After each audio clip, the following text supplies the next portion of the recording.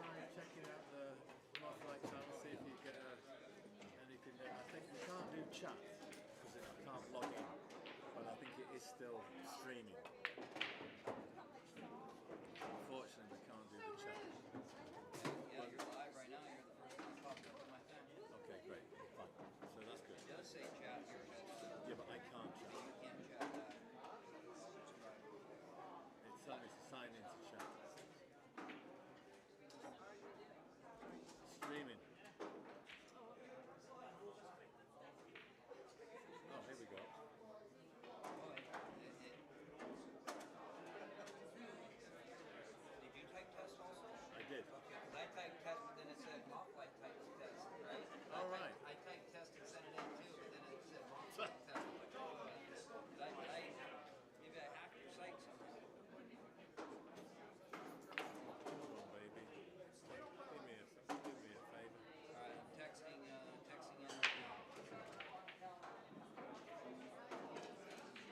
Well, I don't know if I'm going to be able to put the password in there, but it's fine. It's working, so I'm not gonna mess with it. No. So, can you tell me the players who are up, Brian?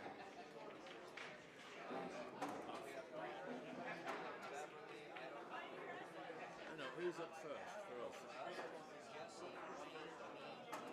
So basically, player blue. Do you want to see how you do this? Can I get Brian in there? Can you see without your glasses? Your black. Are you sure? Because it's quite small. So basically, now what you need to appreciate is you've got blue and red. Blue is home, always home. So we are blue. So under the blue tab, you click it open, you see Fargo blue. So obviously, it's that Fargo number right there. Player blue. Racks blue is off because I use racks when I'm doing 10 ball because I have two sets of numbers. So instead of racks, we've got team blue and then sets blue. So sets is actually where we're going to put the racks. It's because when I do 10 ball, I would have that one open and then basically there's a little white zero there, you can see. So every time a match stream, you're going to update Fargo, man, player, and course. Unfortunately, yes, we are going to have to do We that. have a little note section here. Let's do that. Let's do that. Let's get that set up straight away. So,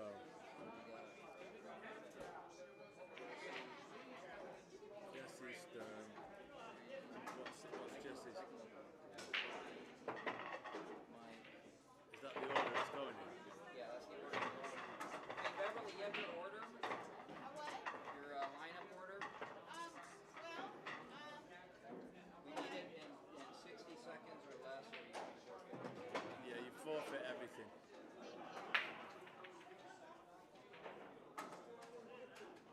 I'm waiting for Sprouty. Okay. But do you know who's on first? Is what? Do you know the order that you guys are playing? Yeah, but I'm waiting for Sprout. Why, are you going to put him on first? I do like putting him up first. But he's not here. Actually, I like to put Randy up first, but he's not here either. Right, okay. But it's got to be Randy and Sprout, yeah? Well, Randy's not coming tonight. He's on a fishing trip. Say that again? Randy's not coming tonight? What? Who's your fourth player then? Jojo. Who? Jojo? Jojo. Who's Jojo? Jojo Mattingly. Jojo Mattingly. The one that will be here walking in the door at 7:30. Maybe with a puppy. Do you know that person? Maybe with a dog. Are they on Fargo? They are on Fargo. They're on the list. Right. They're on the list. What's the surname? What's the last name? Jojo's last name, yeah. Mattingly. Mattingly, yeah. Mattingly. Yeah, that's his name as well, the guy on what shape? Cody. Cody Mattingly. That's her son. Oh, right, so, Sprout's here. He's up first. okay, Sprout's up first. Hey, do I have to be on camera? You do. Pat, are you Pat D'Angelo? You owe the IRS I don't money? want to be on camera. You owe the IRS money? What do you mean? I'm on camera everywhere I go. That's fine. But is it Pat D'Angelo? No, What is your name? Sprout. No. My name is Sprout. No, just Sprout. put Sprout. Yeah, Sprout. Sprout. Okay. Put Sprout. Yeah. And then, You want my last four on my social? No, I don't want that. and No. your ID. Okay. Yeah, that's Can I get a copy of it? it's invasion of privacy, actually. Um, You're not outside. There's no privacy here. How about, you want to go first or second? Wait, which one gets him out first? Which one? Which one gets him done first? Well, there's 4 rounds, isn't there? So. One medium But we're the away team, so one of them. Oh Do you yeah. want to be done first? Do you want to be done first? Yeah, it doesn't matter. I'm here to play. Hey, I'm just talking shit. I don't give you what. I give you my full name. No, it's fine. No, it's fine. Yeah. You're all over Facebook here, Pat D'Angelo. So I don't know what the deal is. Just giving you a hard time. Oh, you are? Okay. I understand. He's not used to old school. He doesn't understand our old school. We'll definitely put Sprout on there though. He doesn't understand our old school. So, I got a bunch of old school players. Sprout first, You then have to put up with us. Sprout you, then Brendan, then Sprout, yeah. Brandon, me, and then I put JoJo last because she's Hey Brandon, what's your second name again? Gillian. Gilliam. That's right. I forget. Getting old, you know. That's it, Gilliam. And you're Bev Cook, aren't you? That's I right. am. Are you going to go third? Bev Cook. I'll go for it. Okay. Let's just get them phonograms up. Have you got them? Just shout them out. Go on. Beverly is 472. Sprout is 539. Why are you putting in embargo? Sprout's a 539. That's all right. Oh, there she is. What's Brandon? Gilliam.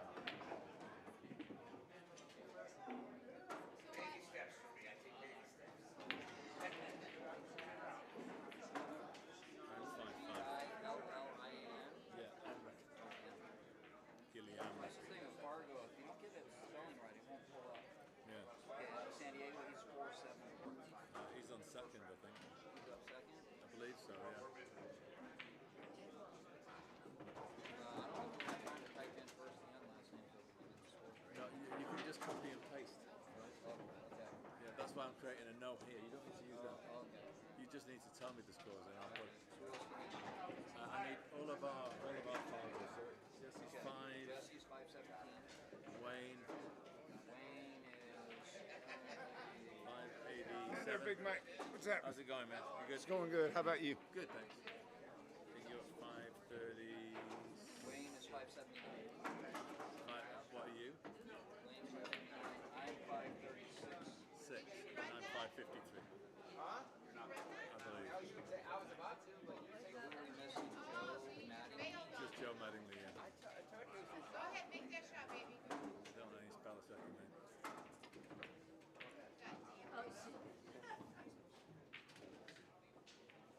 Joe Maddie. No Maddie. So am I spelling it right? M-A-D-I-N. Double D. Double D. Double D. Yeah. Oh, Matt.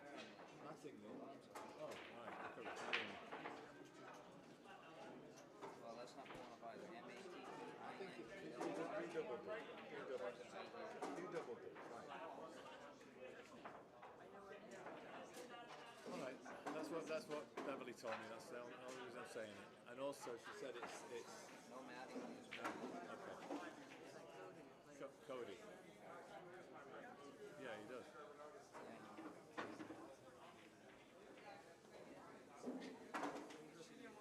Yeah, I'm trying to pull up. Oh, you know what? There's email on that. Yeah, that's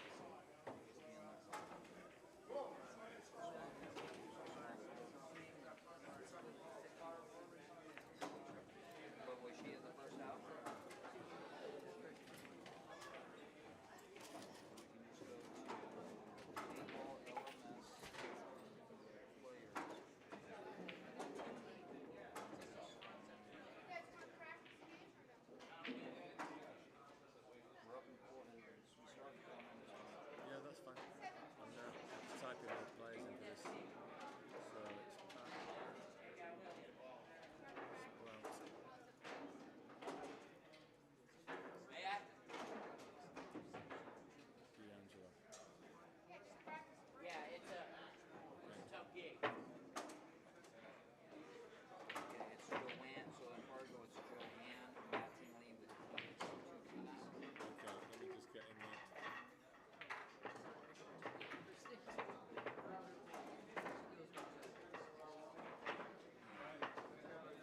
We'll put JoJo in there. Oh yeah, that's right. What's it? What is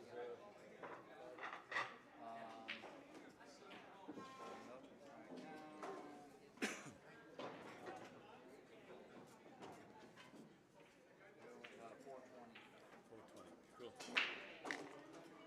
Hey, I got it, Rob. I was just janking. No, don't worry. I was a bit stressed because all my tech's not been working easy, so I was just trying to get it going.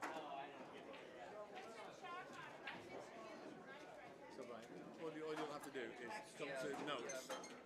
Are they right next to each other? That So, those guys. two icons, the OSB and the. What I'll do, I'll put it right next to it then. We're gonna stream. Yes, it is live, yeah. But we're not. Me playing. You're playing first. You're gonna be streaming on yes. No, you're going to play in 3 minutes. You're playing in 3 minutes. You can text whoever. Tell them to get on the mic. Yeah. Yeah, it's like YouTube channel. I promote you, dude. You just go to your YouTube app and then share the link. You have a YouTube app? Go right here.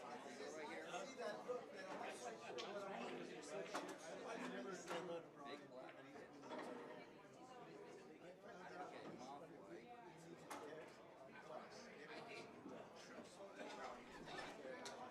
Okay, so right here. So right here. Right here. Right here. Okay, so right here, and then you go to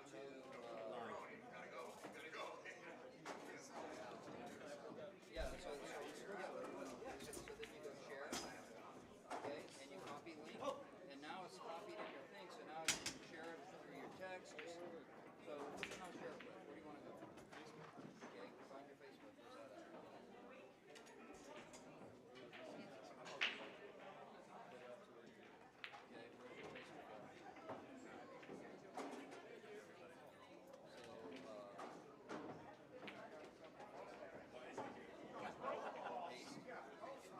Tell me. You want me to say anything or just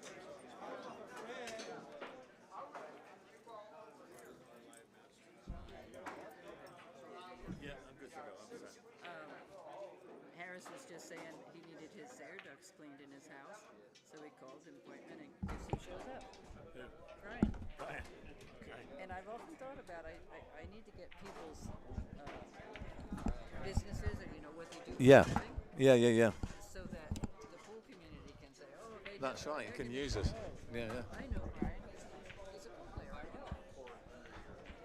Okay. Good. Yeah. And I'm going to plug power in right now, so we can rest assured that we're going to be okay Yep. with power. trying something new? This is Vegas training. This is to do all the stuff in Vegas. We're gonna do all your matches in Vegas. with this. That's right. So- You're going to be famous. One. It's going out live. It's on a live stream right now. No.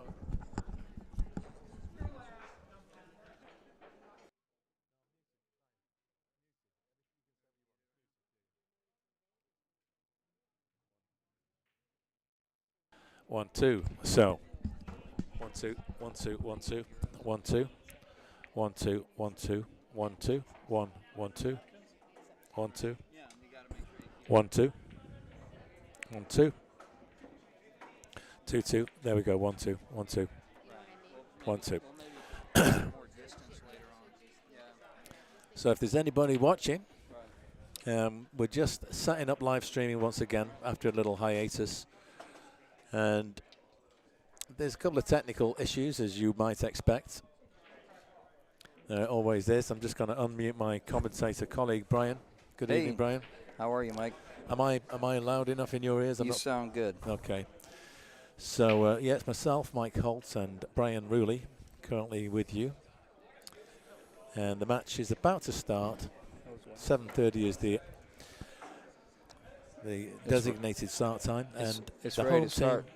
Your break. Ideally, what we'll want to do for future, we want this where you can access it as well. So you're the guest. There's a button there. Mute. That's how you mute. And there's one.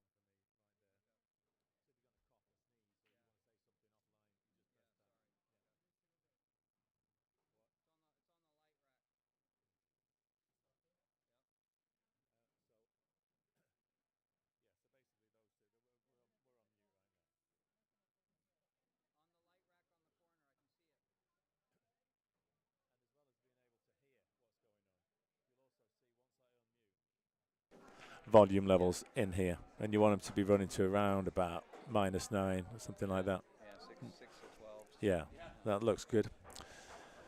So Jesse's about to rack the balls. This is the BCA 8-ball league from San Diego Metro.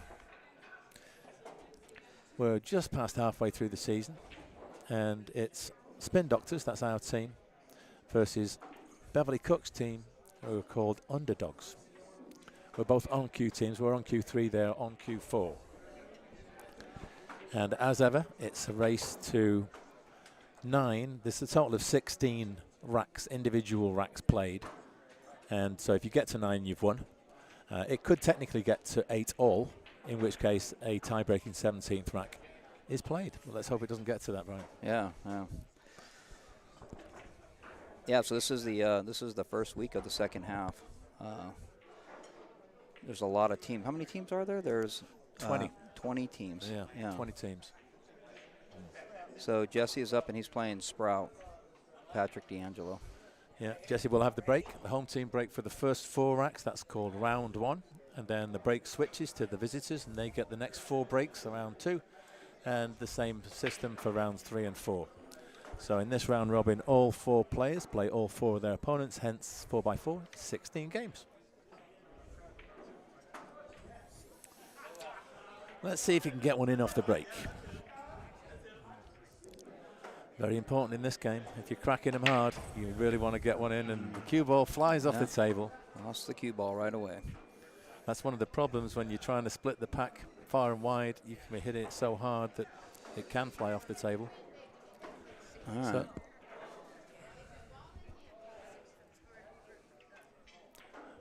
So, looking at the table, there's a couple of issues. I think the 6-10 by this bottom left corner are problematic for both suits. So you'd want to try and solve that, I think, if you could. Yeah, he can open up with that combo You shot. could do the 6-10 combo. Then you would be selecting stripes. And from there on in, stripes are pretty good, apart from, I believe, that is the 14. Green, no, it's not. It's the red 11, which is behind the 8-ball in the cluster. Yes. So Sprout did take the combo just as we described. But that's the last issue. I think the last challenge will be for him to try and split that 11-8. And he's got a couple of balls down there. I think the 11's over there by the 3. Oh, so maybe that's the... We should probably get our colorblind disclaimer out right away. Yeah. We have 2 commentators. They're both colorblind. Yeah, so it's funny. We had a good time last year in Vegas. Yeah. Yeah, saying that ball just near the corner pocket, whatever one it is. I think it must be the 15, actually, that's next to the 8. Yes. By a process of elimination. So he's got the 14, then the 12 and the 13 are close to that corner pocket. He's got a good angle here to hit that 15. If he hits it nice and full, he'll have a shot on the I think that's the 13 down there. Yeah. Oh, he got behind it though. Yeah, he opened it up. It is the 15. But can he see a shot? I think it maybe just blocked his path through to the 9, so he may be safe here, Brian. Yeah, he is. I think he is safe. He was trying to hit that 15 full and hold the cue ball. Got behind it. Is he going for a jump stick? I think he is. He is. He's going for the short stick, so we're just going to ask the control tower if we can get clearance for takeoff. He wants to go airborne. Try and make that 13. It's pretty tight little jump, this. Now, considering nothing, if nothing moves here and the jump is unsuccessful and there's a foul, Jesse's got a good layout in front of him. I think he can pinch off that 4. Play the 4 to the in the 5. I don't think he's got an issue there, but who knows? This whole pot can get splashed pretty bad here with the jump shot. Yeah, it's all about this jump shot. If Sprout can pull that off, he could be off to the races. But I think the 15's still got problems. I don't think it passes the 5 in that top left corner. Yeah, and this is a tough jump too. Coming in at the ball at an angle and being close to the rail, short jump like that. This is a tough. Yeah. This is a tough jump shot. He's going to have to get that cue really steep in the air. Yeah.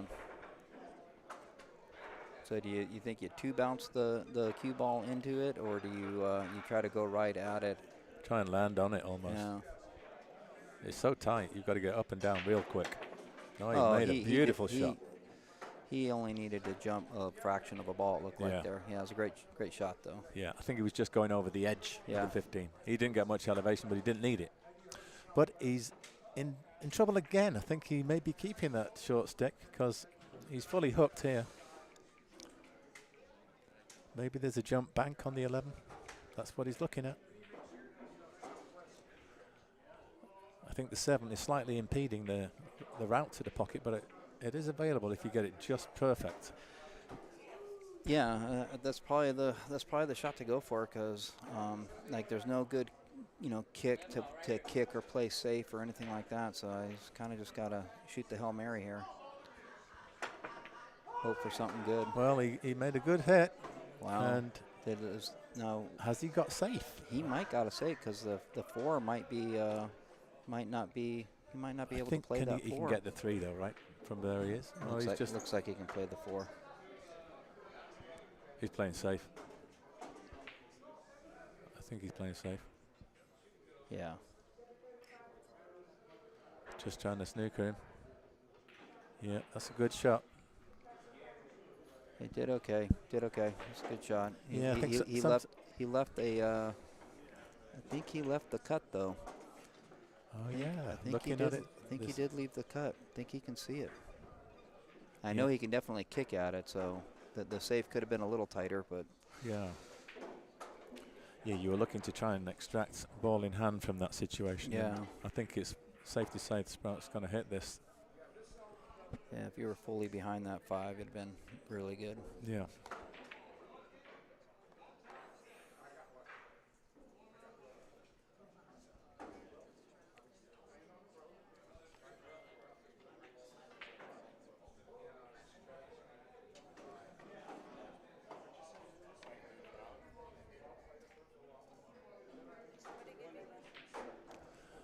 Okay, he's called the corner. He is going for the cut then, huh? He might need to swerve this a little bit, a little masse. Yeah, it looks like he's going to hit down on the cue ball a little bit. Yeah, he's putting a lot of left-hand English on there. Oh, good effort. Good effort. Yeah, he was not far off. He was a little quick with it, but it was good effort. A little quick with the shot.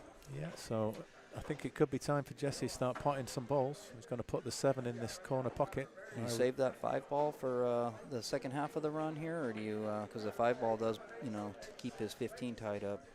Yeah, I'd leave that well alone. That's paired up with the 4, so you're going to get to that later. I'd just try and clear these 4 balls at this end of the table first. Maybe get the 1 and the 6 now, and then head down to the center of the table to get that 2 and 3, and then finish off. Yeah, the 2 and the 3 are both far enough off the rail. It's a little bit difficult to yo-yo drill those shots together, So yeah, maybe play the 3 in the corner and the 2 on the side. Yeah, I think one of them ends up going in the side. Yeah. The 2 is the easier of them. He's just trying to get his pattern sorted out in his head. Looks fairly flat on this.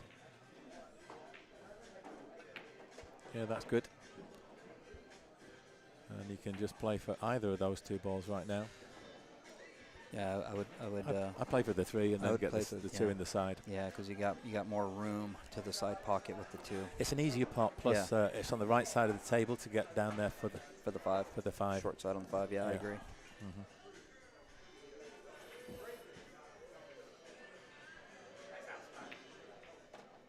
He's got a nice little angle here, so he can just play forward and come off the rail. He plays a lot of rolling cue ball, so he may be playing the 4 next. Yeah, see, he went. No, he's going for the 2. I don't know. I'd be tempted to take the 4 from here because you're on it. No, he did play the. Well, he's looking at both, but. Yeah. Once you get the 4 out of the way, you're still not moving the 5, so you've got that element of safety. You just have to shape for the 2 Mm-hmm. from here. Make the 4 shape for the 2. Try not to disturb anything. Yeah, he can baby the 4 in and try to get in that spot right in between the 2 and the 5. Yeah, so see, now's the time. Now you can take the 5 Yeah, right now. Definitely take the 5 now. And then follow forward with a bit of right English. Maybe come 2 rails for that 2. Yep. Go by the 15. Does the 8 go by the 15? That's a good question. That is the question I right don't, now. I don't know. The 8 doesn't go by the 15. So he's got a problem then. Yeah. Well, he could tickle it right now too. He should touch the 8 right now with the cue ball. The risk with that is, of course, you might end up gluing to the 15. You could. Yeah, I think just a center high ball and just touch it just like that. That's perfect. Oh, that's beautiful. Yeah. What a great shot. You call that one, Yeah. Brian. Real nice stroke. Just a little delicate touch, and that's enough. Now it's a stop shot, and he's shaped for the 8. And he's nice and flat on this 2. Yeah, he's looking good right now. As long as he feels good, he'll do good. Yeah, that's excellent. What a nice finish from Jesse. So this 8 ball's going to take the first rack.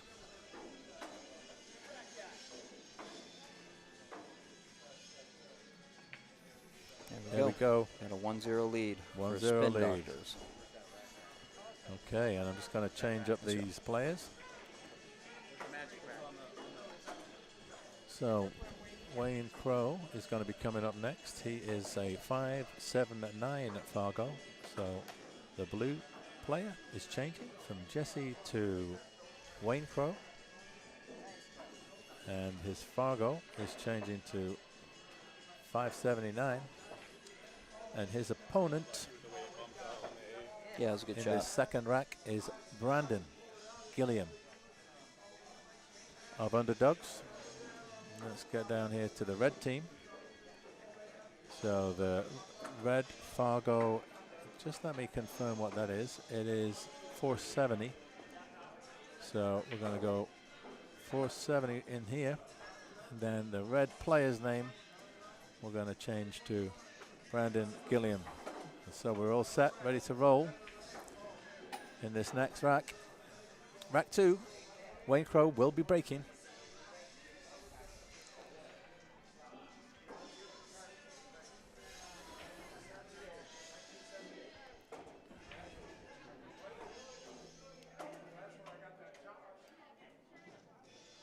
Need to go for a quick pee. I'll leave it in your care. Mine's muted. Yep. You can sit there if you want. Who am I playing? You're playing Brandon.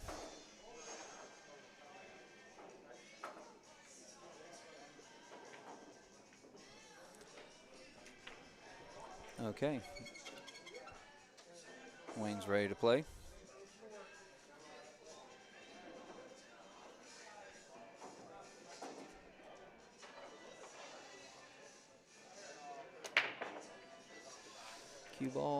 Cue ball's good. Anything go? I don't think anything went. I think it's a dry break. These tables break really tough. I know for myself, my overall make percentage, making a ball on the break on these tables it's probably lower than 50% for this last season. And that's my own fault. I don't really change much when I break. I keep just hitting the balls at the same speed, same tempo. I should probably soften my break a little bit. Maybe I'll do that tonight. But for a lot of players, there's a lot of dry breaks on these tables. I think most of us hit the balls too hard for this table.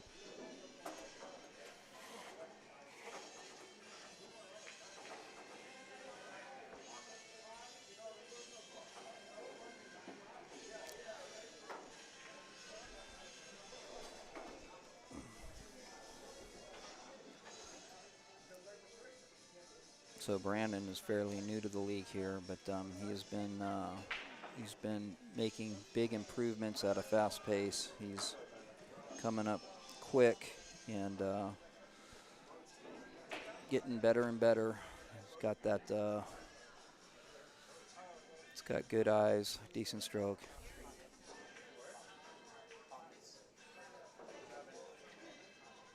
Calling the 7 in the corner. Got a good cluster here with the 4 and the 5. I think those might be dead. Those might be wired for the side pocket. Okay, 8 still in a problem spot. 3's in a problem spot. Just got a little short side on the short side opportunity on the 3.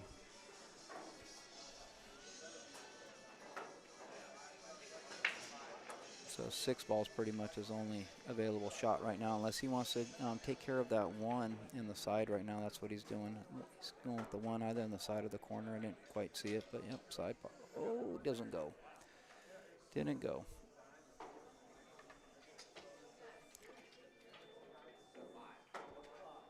Now the 13-9 is definitely a problem ball.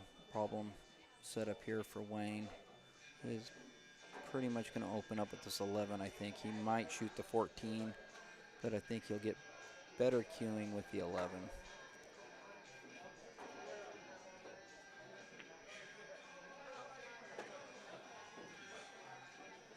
Okay, he's a bit stuck right now.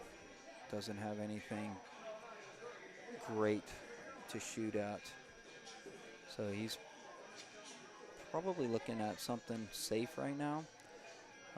It is possible to glance off the left side of the 13, kind of let the cue ball gently float, spin down, try to get down below the 15 ball. Glance the 13 with some inside English. Try to get that cue ball behind the 15 or between the 15 and the 9. But he's not doing that. He is just opening up, but he's sending the cue ball down table.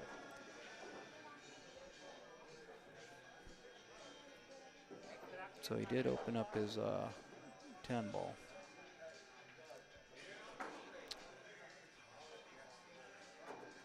Brandon staring down the 4 ball. What's next after that? He doesn't have good cueing action where he's at, so he's definitely going forward, and he's going to end up hitting the 15. But the 15 will probably still hang out by the side pocket. So this should be a soft shot. Let it go ahead, let the cue ball touch that 15, and then look at maybe playing that 3 next, or he just definitely got the 1. So it's going right to the 1. Looks like it'll be a 1. I think I would play a 1-5-3. Now that 6 and 2 is actually a pretty good, little bit of a challenge. It's not something to be overlooked, because the 6 and 2 can cross up on each other if you don't get a good angle on either one. So a good shot to play right now too could be to just touch the 1 ball in and just play the 2, kind of back cut the 2 in, let the cue ball come back around for the 6. He's going for the 3. He's got a good shot on the 3. He should take it now. It's a good choice. Might not get this chance on the 3 again, so it's a good call. Think he wired in the 13-9 for Wayne though, so he needs to get out here. So he's calling the 2, and he's going to play the tough combo. He doesn't need to do that. He can tap the 1 in, and then play the back cut the 2 in to avoid shooting the combo. But he's all right. I think he maybe wants to use the 1 to get the 8 ball out, Brian. Well, that's what he's going to do now for sure. Yeah, it's the only shot. He might shoot the 6 still, but is that the 5 next to the? He could shoot the 6 and get closer to the 1 to make that 8 ball shot a little easier. Yeah, that's the 5. Okay, so I think that goes inside. It goes, right? Yeah, it goes. Yeah, 6-1-5, but he's got to get the 8 free with this 1 ball shot. Yeah, the 1's looking as though it's pretty easy to get the 8 out with it if you get in the right situation from the 5. Yeah, kind of want to be on that same plane that the cue ball's on right now, but more in line with the 14. That's a really good angle to be for that 1 to the 8. And you can afford to get under the 8 so that it comes out, comes out in front of the 12, because you'll still have the 5 ball. So when you hit the 8, you definitely want to hit the right side of the 8 ball. He's all over that cluster of balls there. Is he moving there? Yeah, that's a lot of cue right there. So this is easy. This is easy to go long. His shirt was touching 3 balls. Oh, there. Was it? Yeah. Now, I know we're playing cue ball fouls only, but if you touch more than one ball, it is a ball-in-hand foul. Yeah. Even if you're just resting your shirt on it. So Yeah. that is an issue, but I don't know if Wayne's aware of that. Yeah. And of course, we can't point that out. But yeah, the rules are quite clear that if you touch, Yeah, if you more foul, yeah, if you, even though, yeah, not a ball in hand foul, but if you foul more than one object ball, that's a ball in hand foul. Mm-hmm. If you foul more than one simultaneously. So it's got to be real soft here. Yeah, the challenge here, you've got to get the rest out of the way. Yeah, that's good. See, that's good. He's perfect. Look at that. Almost right in line with that 14. A little bit high, but he's still good. Yeah, so you should play the 1 now and move the 8. Yeah, because he can get under between the 8 and the rail, and he'll still have the 5, and the 8 will be out down table.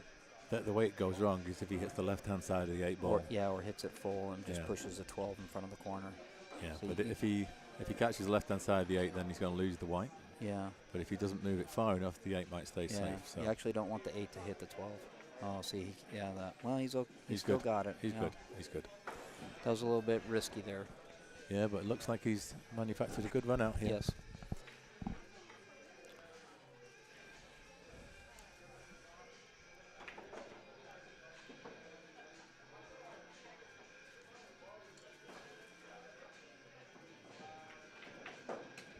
Oh, where's the cue ball? Where is the cue ball? Yeah, he hit that a little strong. Oh, he's gonna.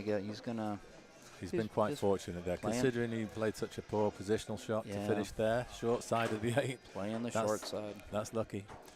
But that's the game of pool. So if you can pot this 8, he completes the run out and you'll level up the match at 1 rack each. Oh, it might be wide. Oh, it's good. Yeah, the table's generous enough for that to go in. Okay, I'm up now. It's my break. You want to mute me out? Yep. Good luck, Brian.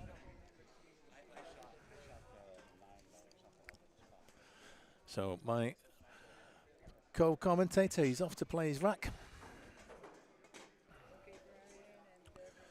And I'm just going to change up a few of the players here. So next up is Bev Cook for the visitors. Just going to put her name in right here. And Bev's Fargo, let's get that for you. Bev's Fargo is 472. So we're going to go to the red Fargo number. And just add a 2 on there. There we go. And now we're looking at the blue players next. So blue Fargo, I believe Brian's from memory is 536. I'm just going to check that. And he is 536. And his name is Brian Rooley. And he's going to have the break here in this game. So just in time for me to pop that in the box. So Brian Rooley against Bev Cook. 536 against 472. Brian with the break.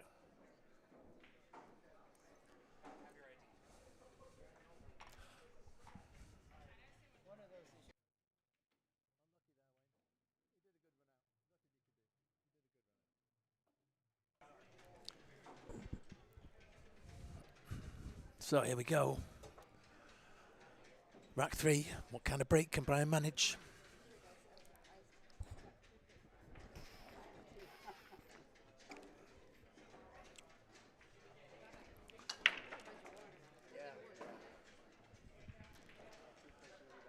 And sound did good. I was momentarily distracted. Didn't actually see the point of impact. Well, looks like he came up dry. 1, 2, 3, 4, 5, 6, 7, 8, 9, 10, 11, 12, 13, 14, 15 balls on the table. There you go. So it was indeed dry.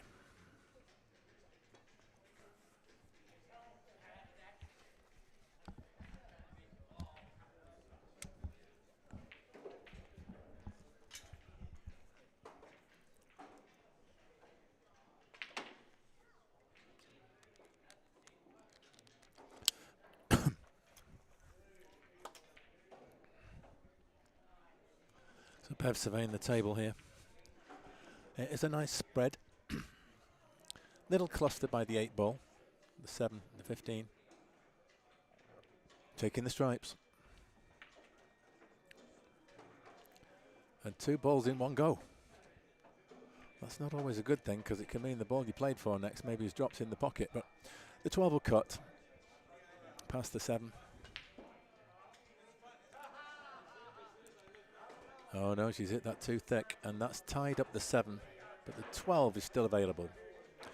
So in terms of an opener for Brian, I think he has the 3 ball, which he could make in either the corner or the side pocket. He's just looking to see whether he can get anywhere with his 6. Maybe you could play it forward and knock it in off the 13 into the side, but it looks a little tricky from here.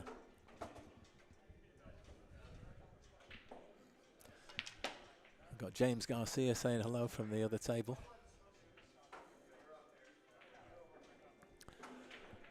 Let's just have a little zoom in here and see.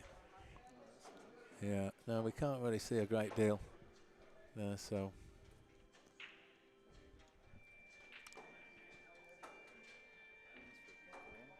Yeah, is he playing the 6? Has he called the 6? He did. Okay, so the carom it is. Ah, beautiful. Real nice. It's come a little bit awkward. It's very close to that 3 and just slightly offline, so just makes the pot in the corner pocket a bit tricky, and I think it's the only ball he can attempt, the only offensive option. So I think the cue ball is going to be going forward to the left of the 13, so maybe shaping for the 1 ball in the same pocket.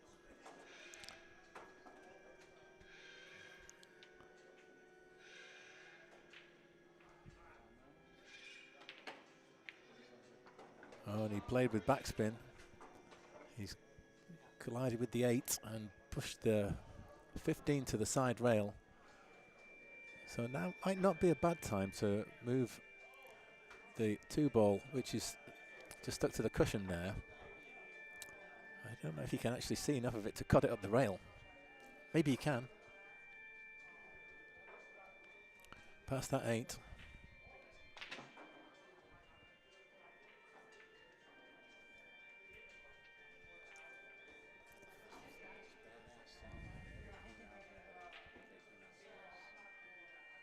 Yeah, it looks like he's going for the corner.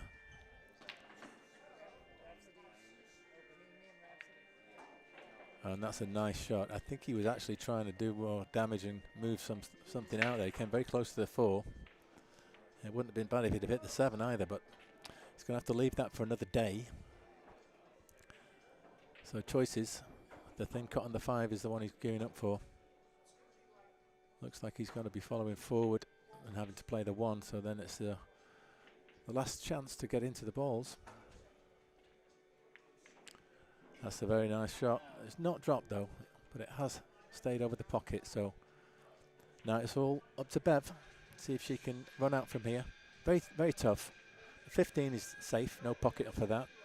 She can make the 12, as I mentioned earlier, but the 9's also difficult to get on because of the 8.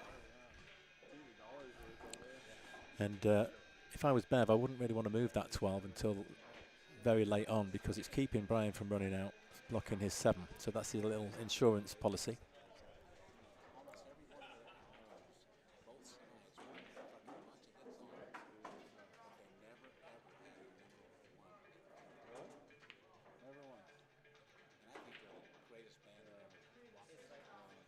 They didn't appeal to a big enough audience to get to say it.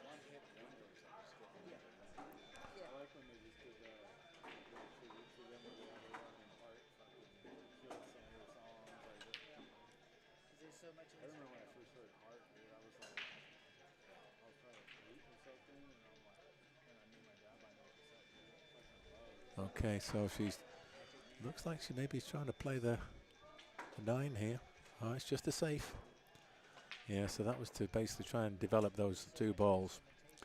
And she moved the 8 out of the way, so now the 9 is definitely available. Once the 9 goes, then the 15 is makeable. But Brian is at the table with a chance here. Now, if he's going directly for the 5, you could try and break the balls up from here. Play with a bit of power, try and get into that 4. I don't know if that's what he tried, but Well, I think maybe he just put topspin on it, and then the topspin became backspin when it hit the rail, and it just caused the cue ball to arrest its travel. But he's got an angle here to get in them. He's not going to collide with him, so he does have the 4. He's going to have to play a bank on the 4 in the side and disturb with the cue ball. There is a shot on here. You've got to commit yourself here. You've got to make the bank. It's all about getting that bank and then let the cue ball take care of itself with a little bit of stun, I'd say slightly below center striking. That, of course, is a very attacking option. He's looking here. Maybe he's thinking of a safe. You could just use this option to open up the 7 and the 12 and leave the cue ball down on that cushion. But it's not going to be completely safe. Bev would have options. He's playing the attacking option. I like this shot. So it looks like it needs making a little bit. It's not natural. I think the natural full ball would take it just short of the pocket, so you've got to cut it a little bit. And if you put a bit of left on the cue ball, you'd have a choice of right transferred to that 4, open it up a little.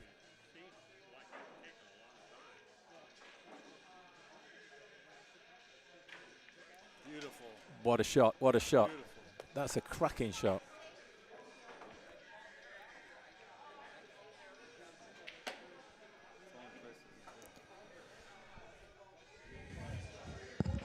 Trying to shark him, are you?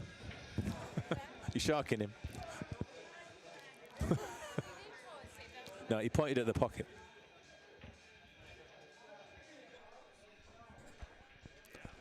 So he's got this 7 in the corner.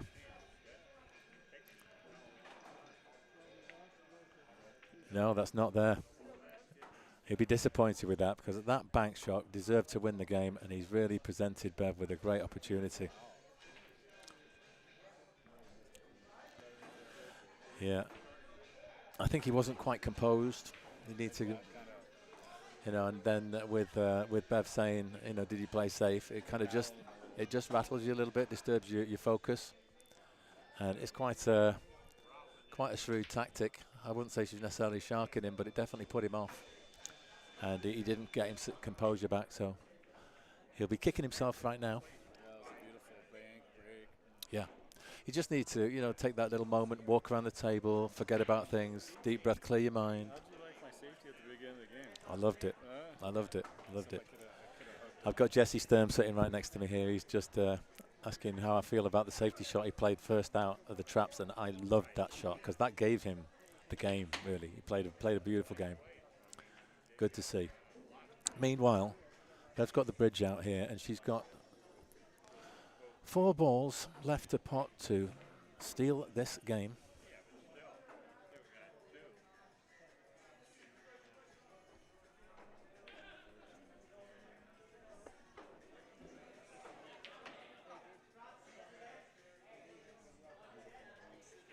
Sorry, I didn't update the scores. It's 1-1, not 1-0. My apologies. And now she's nudged the 8s and she's stuffed things up. So no run out here unless she can make a fantastic bank. She'd have to bank the 15 now and then play the 13.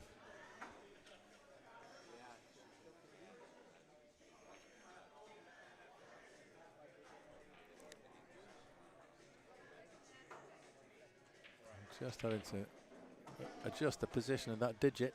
So it's, there we go, that's better. I do like things to be lined up. So options here. I mean, you could definitely play the 13. I see no value in doing that. You'd have to play all the way around to try and get the cue ball basically where it is now. You're already on this bank. And what you can do, you can play the bank in such a way that you just draw back a few inches or even leave the cue ball kind of close to where it is now so that you can have an element of safety. You're not leaving an easy 7 for Brian.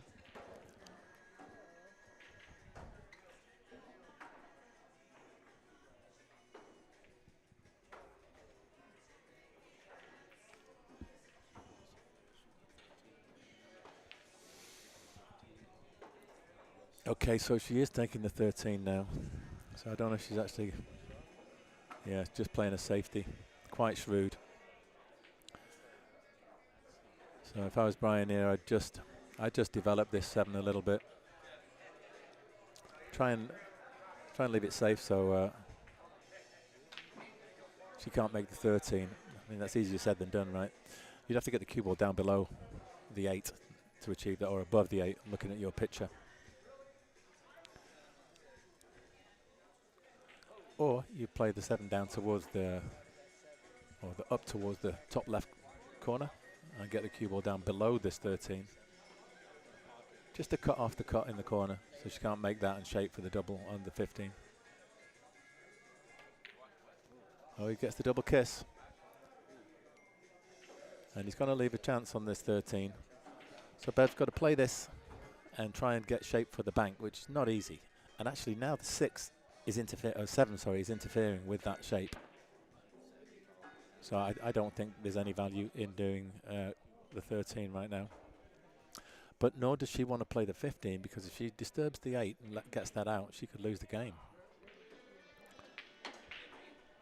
And it's quite clever for Brian to put that 7 close to the 8. And that's where you want it to be, so that when you do make it, you have an option to do the breakout.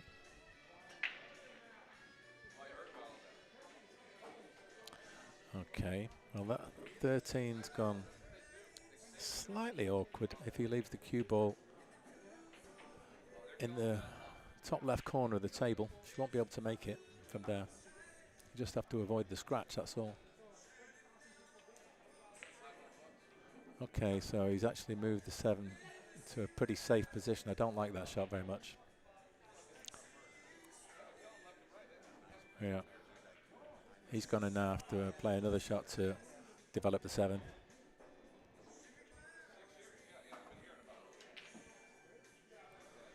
Yeah, that's where Bev wanted that 13 all along, right over the hole. Now she's got it where she needed it. So she's got to be careful now, Brian. If she can make that disturb the cluster, she can get out.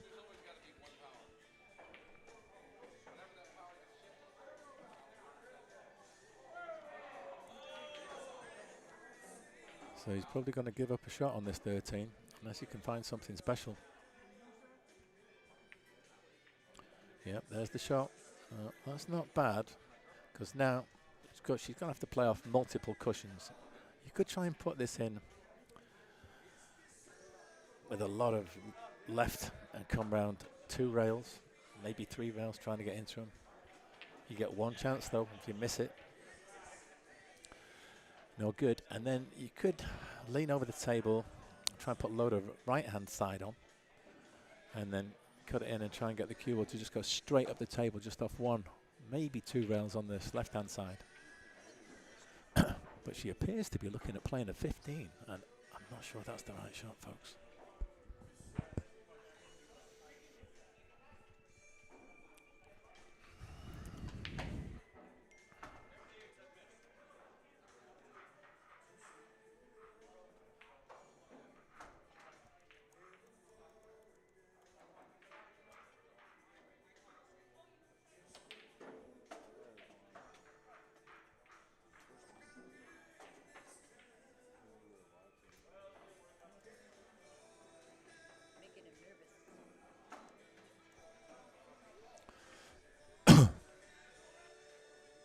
Okay, so she is playing the 15. And she's, I think, maybe trying to just hide the cue ball. Here we go. That's a clever shot, you know. I like it. But the 15 is still safe. Do you know what I'd do if I was him?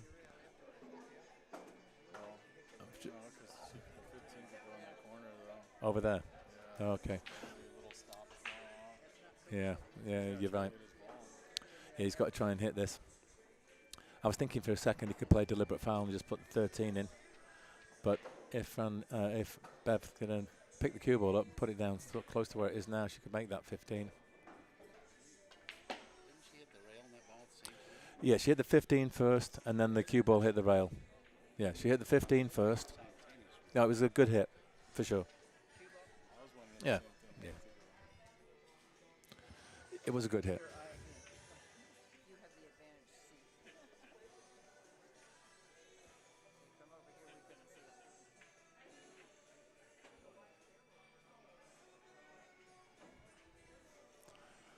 So he's weighing this up now.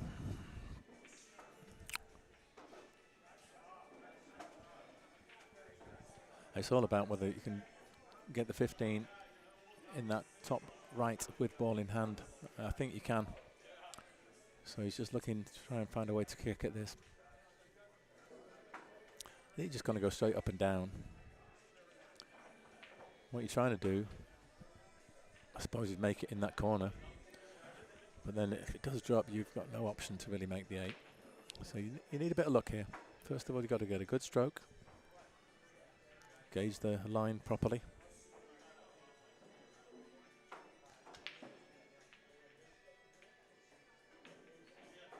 He's going to clip it. He's going to clip it. Oh, he's just missed it by a hair.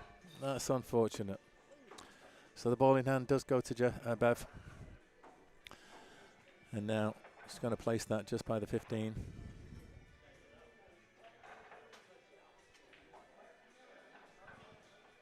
Okay, he's going to get somebody to look at this. Just because it's pretty tight.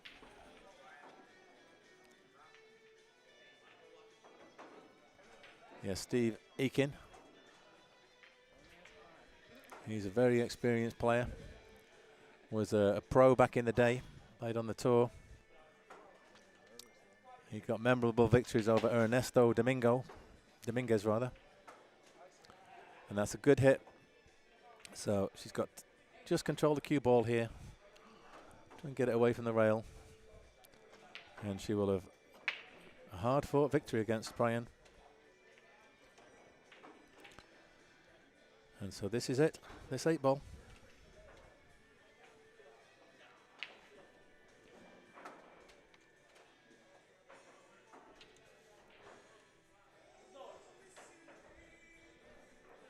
And there you go, that's in, folks. Well played, Bev.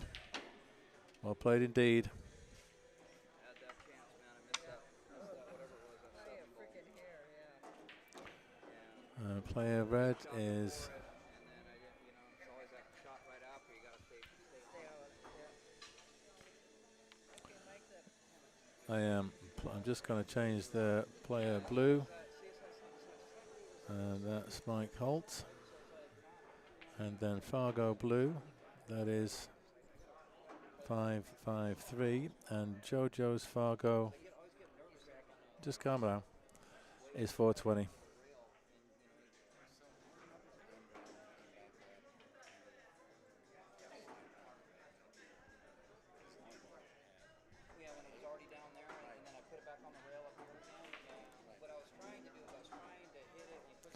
Okay, folks, I'm going to leave you now. Brian will be taking over from me.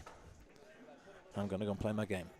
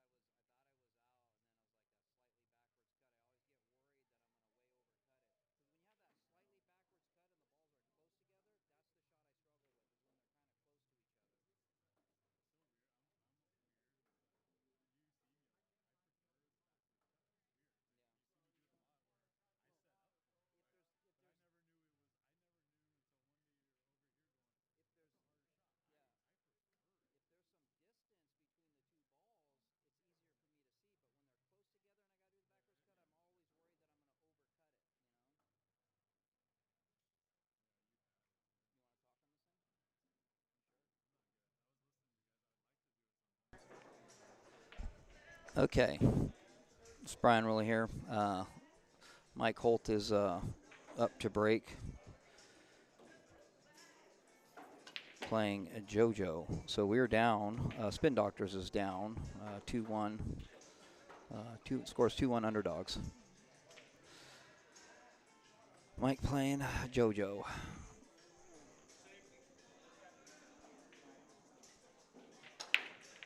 Come on, let's get something on the break. Let's get the break going. I think everybody's broke dry or lost. So Jesse lost the cue ball, and Wayne broke dry. I broke dry, and Mike broke dry. So this first round. So the home team gets the first 4 games, which is the first round. There's 4 games per round.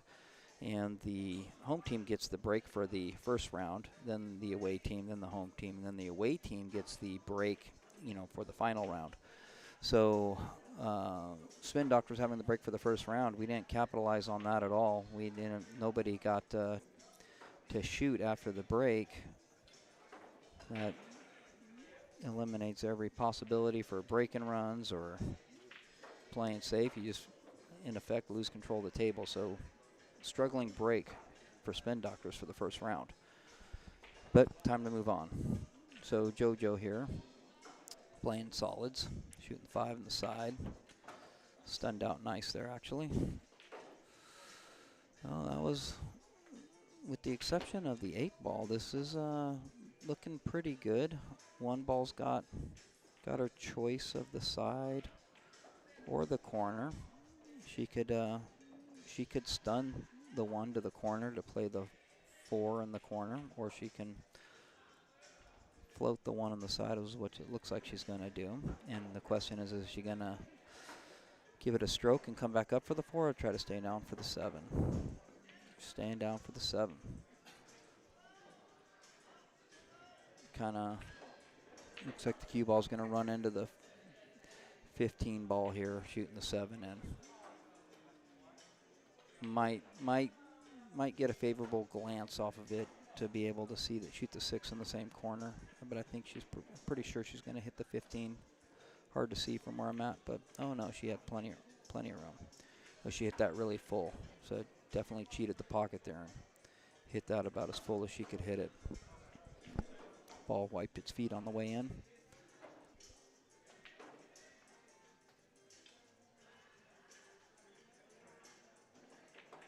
This is looking pretty promising. It does not look like the 8. The 8 doesn't pass the 10 to go down into the bottom right corner.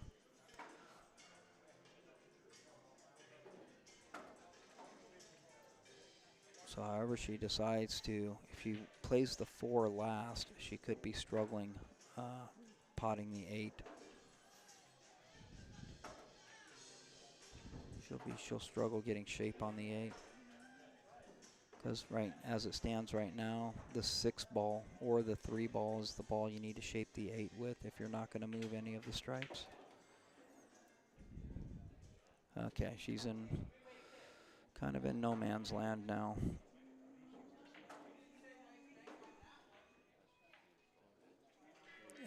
There might be enough room here. Well, let's see. With where the no. I was going to say with where the 4 ball's at, she might be able to play the 3 off the left long rail and tap the 4 for the 3 to go in, but I think the 4 is sitting a little bit too far away for that. Yeah, it definitely is. You can look at the cut of the pocket. It's too far away for that shot.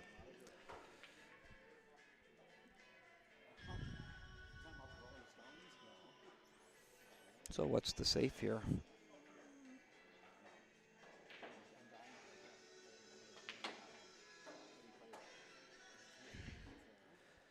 She could glance off the 3 ball,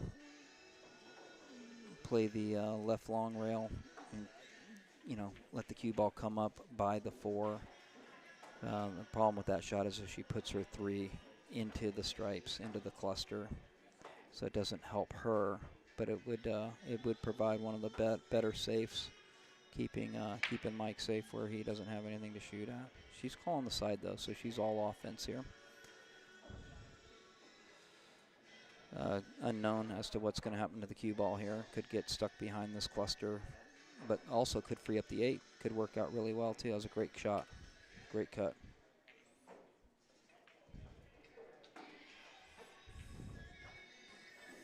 That was a great shot.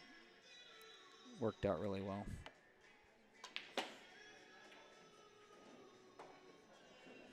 But again, the 8 does not, the 10's in the way. The 8 doesn't pass the 10. And I think she realizes it.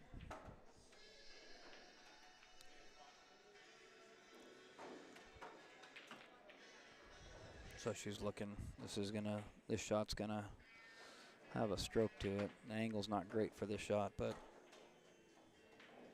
she's gonna try to come down table, somehow get between the, oh, wow, wow, wow, wow. Oh, man, that came out absolutely perfect. What a shot. What a shot. That was an excellent, excellent shot.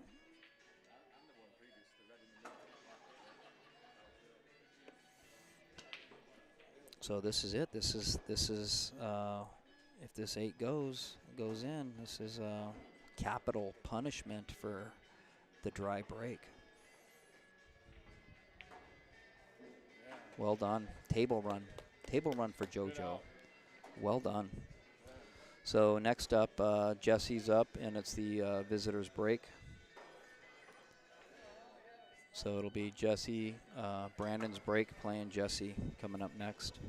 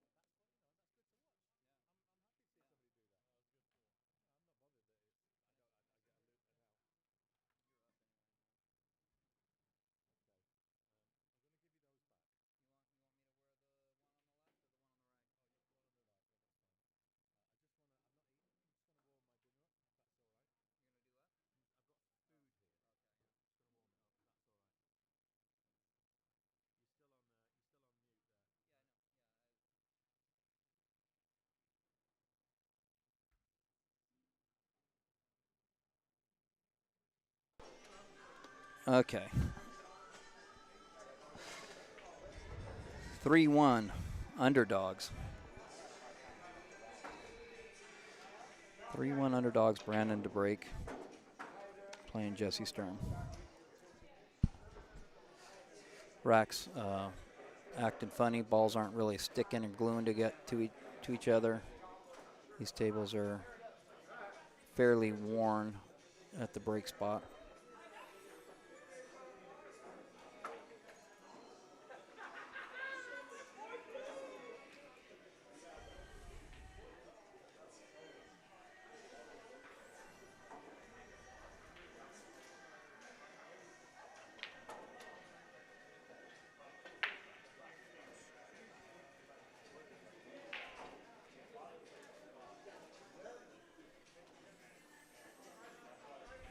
Brandon getting in the zone here. Aiming with the center cue ball. Slightly below center. Nice break. Looks like I think it was the 6 ball that went down. I think something else went down too, but I saw the 6 go on the side. Table's open. Tough opening position here. Can't say there's anything easy to shoot at. 9's blocking the 13. 10's blocking any shape on the 1. I don't think he has a shot. I think he's going to have to take the 10 all the way down the left rail. I think that's the only shot he has, unless he wants to play the 13-9 combo. Or yeah, he's going 10 in the corner. He might be able to shoot the 4-9 combo too, because he can open up with an offsuit combo, but I think he can see the 4. But even still, the 9's a little bit funny with that side pocket for that offsuit combo, so the 10's probably the more prudent shot. And he can afford to hit the long rail all the way up by the 2nd diamond and still get a tiki in, so he's got a little bit of wiggle room here. A little more than if there was no ball down there. Oh, he hit it before the side pocket hit the rail. Those backward cuts when the balls are close are really tough. Round 1, my game, that's what I missed, was the 7 ball. Had a bank and freed up the 7, but had the 7 and the cue ball close together with a slight backwards cut, and I'm always afraid I'm going to overcut those, and of course I hit it too full. So, and then we had a little safety battle going on, which I lost. All right, Jesse's got some options here now. He's taking stripes. Stripes are looking really good, actually.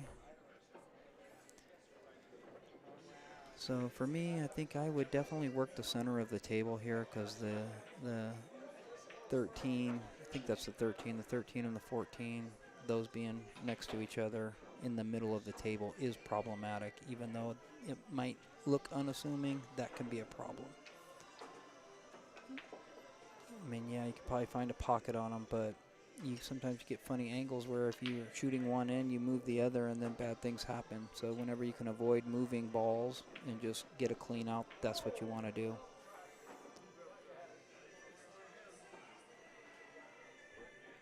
But he's still looking great here. If he doesn't like the 15, he'll take the 10.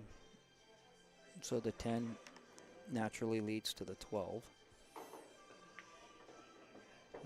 Came up a little short for the 12, so he's probably going to take that 15 now. But now the 12 is going to be a little more difficult to get on. So he may be able to float.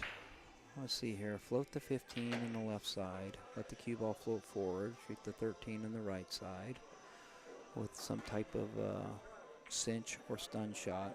Try to get the 14 in the right side also, to where the cue ball can go to the right long rail and shoot the 12 in the left corner. Get in between the 8 and the 2. 15, 13, 14, 12. 8.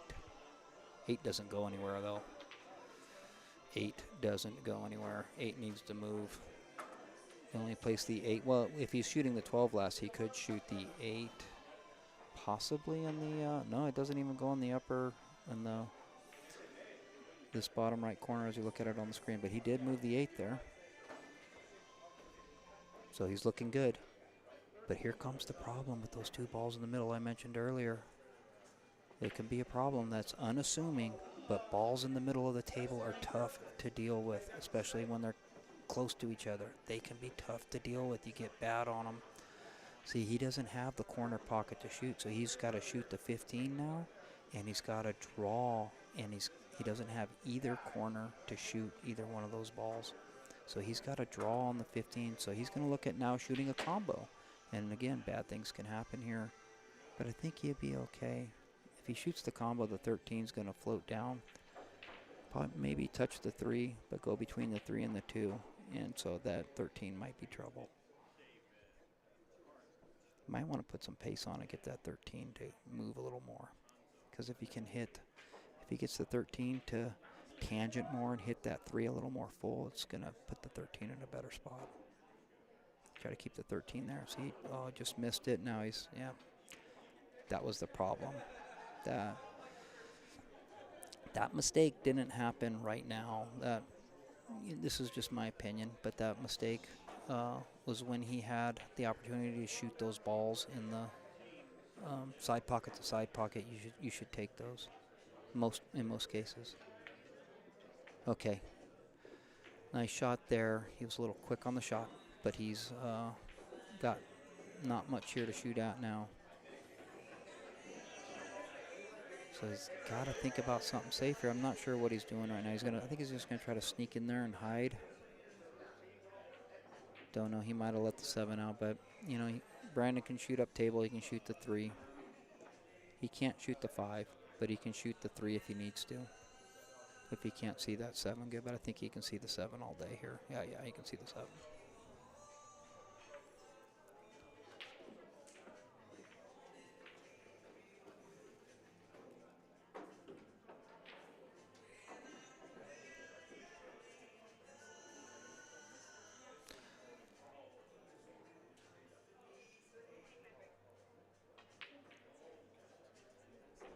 He's just, I think he's just thinking about what that cue ball's going to do after he hits it. He's definitely going to, unless he really loads up some spin, he's going to glance the 13. Could make the 2 ball go funny.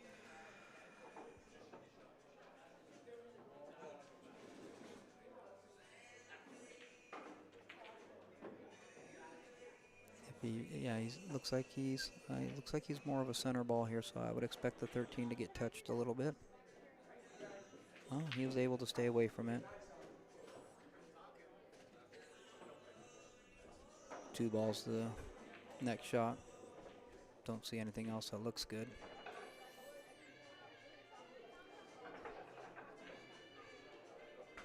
I think with the side pocket, he might be able to get some low cue action on the 2. I mean, if he can, that would be ideal.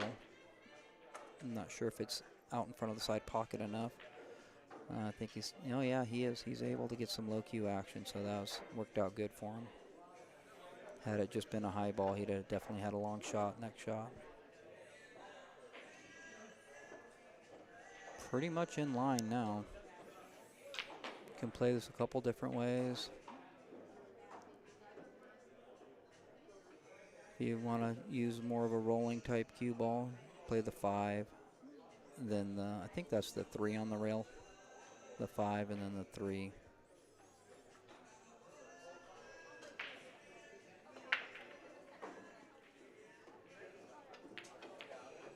Oh, drew back. Not sure if he was trying to shape the 4 for the side, or if he thought he was going to come back a lot more to play the 1 in the corner. So now he's got to.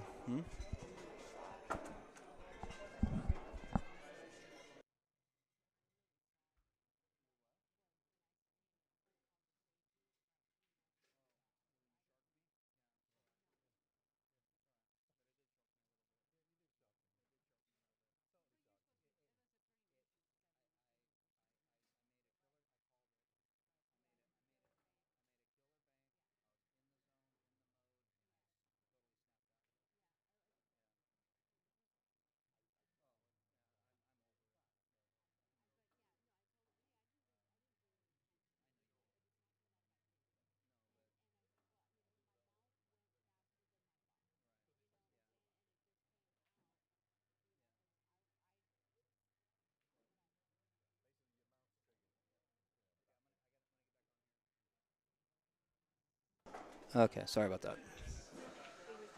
So he's going four side. So see, yeah, he got a little funny with that last shot. You know, the execution on that last shot, he just put himself in a funny spot. So Jesse's got a big opportunity here. This is no hanger. But I don't think, do you try to hold this for the 8 in the side, or do you just let that cue ball go so you get the good pot and play the 8 in the corner? I think you just let the cue ball go. Yeah, that's what I think. I think you definitely try and play the 8 in the same corner as the 13. Just Yeah. want to get a good stroke on this. Yeah. Just make the pot. The cue ball will take care of itself. Yeah, it's so hard. Oh, wow. He put some, he looked like he had a little twist outside on there or something, huh? I mean, because that's not really the natural path for that cue ball. I thought he was going to. I think he was going to float it. He kind of punched it. Yeah, he punched it maybe. Yeah. Yeah. And that is going to cost him now. Yes. Yeah, I don't think he's going to get another chance here. What a shame. We could have done with that as well. We're 3-1 down. This will make it 4-1. So I don't like this pattern here. I like shooting the 4 on the side and letting the cue ball roll up to where he's putting the cue ball right now. Yeah, I mean he's come. Let's see if he comes down for that 4. So see, he's on funny angles again here, right? Because the 4 you can be on the wrong side of the table for the 4. Mm-hmm. So just think if he would have cue balled that 4 on the side and let the cue ball roll up. Yeah. To play the 3 in the corner, I think that would have been a more controllable out. Yeah. Slight pressure on this now as a consequence. Yeah. Well, it's just all about making shots now. Now he'll get natural shape though if he makes this.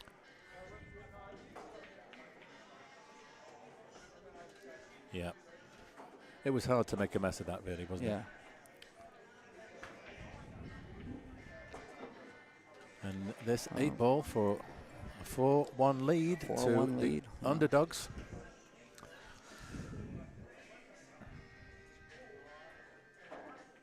There it is, folks. All right.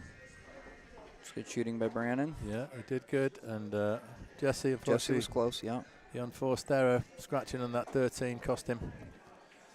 So just going to change things up a little bit here. It's now Wayne Crow.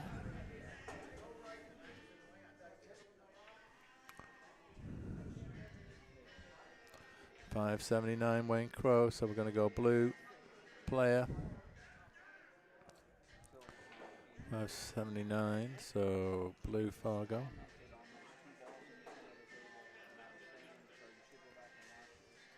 And then his opponent.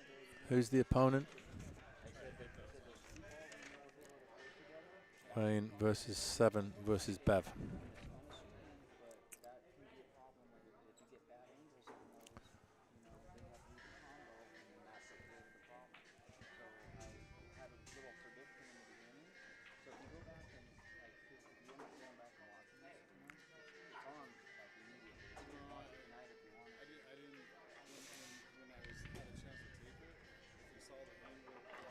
Red Fargo, 472. So here we are, folks. Big game now. Wayne's got some pressure on him.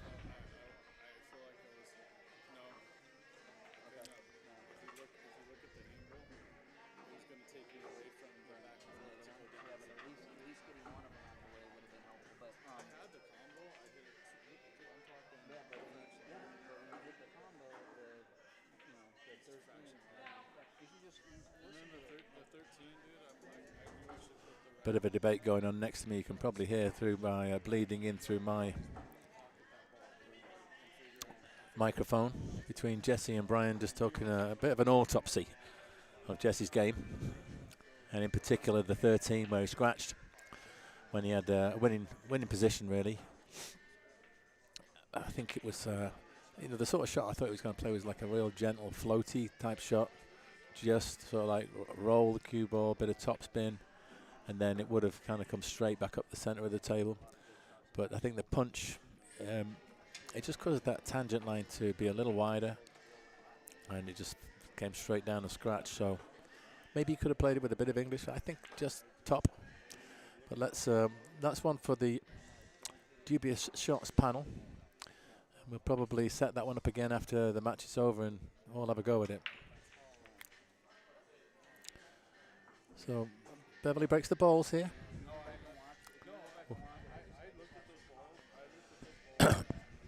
and came up dry.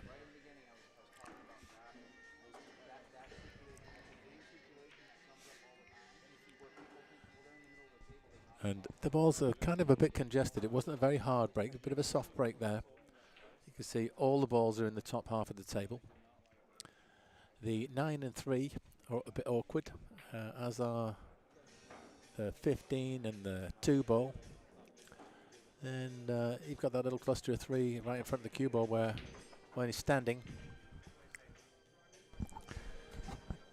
Yeah, so it was a soft break, as I was saying, and all a bit congested. I don't know if he's even got an opening shot, so I heard him call safe. Oh yeah, he's kind of tied up right now, huh? Yeah, all the balls are in the top half of the table, so. Well, that's a good safe right there. Yeah, it sure is. Nothing sold out. I mean, even if the the 10 can go, it's still. Well, what he did, he broke up the 2 ball, so the 2 was tied up prior to that. Now it's in the open, and I think the 3 is actually maybe half accessible. So solids actually now aren't looking too bad. If I had a choice, I would try and take those. But I think it's only a safety that Bev can play here. I don't see any attacking option. Obviously got to get a ball to the rail, which means playing with some pace and getting out of that little spot that she's found herself in. Yeah. So the obvious offensive shot would be the 10 ball in the corner, and then so what about a defense here if she doesn't like shooting that? I think you raise the 7 real slow and you put the cue ball on the top cushion. You're going to probably still have a thin cut on the 5. I wonder if you could, maybe thin the 7 Yeah. and try to put the cue ball right on the underside of the 5, right? Or from how we're looking at it on the screen here, above the 5. Yeah, that would be. She might be doing that. Yeah, good shot to play. Super thin on the 7. Yeah, that's what she was doing. Yeah, that's it. That was a Using shot. the 5 as the blocker. And I don't think he can hit another ball besides the 5 here. Yeah, that was a great save, and it's still an open table, right? It is still an open table, so right here, I think I would be playing a jacked up cue and just trying to just stab into that 5, get the cue ball back, trying to get the cue ball tight on that top cushion. Obviously, the 5's going to go into the 6 and then head towards this left center. You don't want to leave an easy shot to let Bev take the solids, right? Yeah, and so from where we're sitting, it's like really the only ball that you can really sell out is the 12 ball, right? If you kept the cue ball down on the top rail, like you're saying, really the only ball that can sell out is possibly the 12. Everything else is kind of hard to get to. Yeah, but that shot requires a bit of finesse. You're jacking up. The balls are very close together. You've got to get a clean hit. You've got to get the backspin. You've got to get the pace right. So looks like he's playing off at an angle with maybe a trace of right-hand English. Yeah. Okay, but still same shot. He's shooting the same shot. He was trying to get the cue ball right in the same spot. So now then, I think you could use that 7. Does the 13 pass the 1 for the corner or no? I think that I'm looking at the 7 past the 8. 13. Okay, yeah, does that pass the 1 it ball? Absolutely does. Okay. Definitely does. I was thinking that you could make a 3-ball combination using the using the 7. The 10 and the 11 are kind of wired there. They're kind of wired. If you can get the 6 past the 8, that is, the 7 past the 8. But there is a straightforward direct in shot, like you pointed out.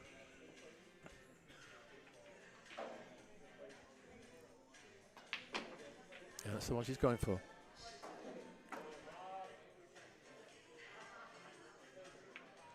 That's there.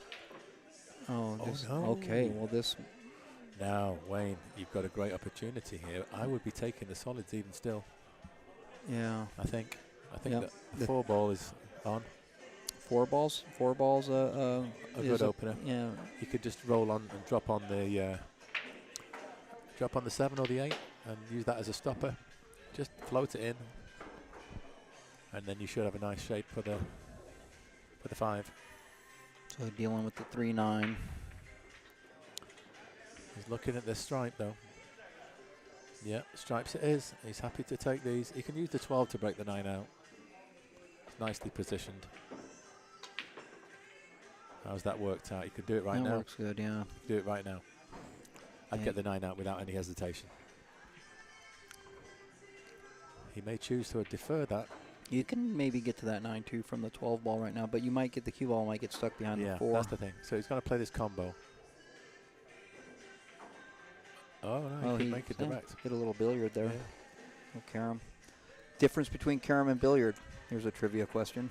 Well, we call that shot a cannon in English. In England, one object ball and then another. So hit it 2 balls. I believe that's a carom. That's a billiard. So technically, they're used interchangeably. It seems like know, because you hear them used interchangeably all the time.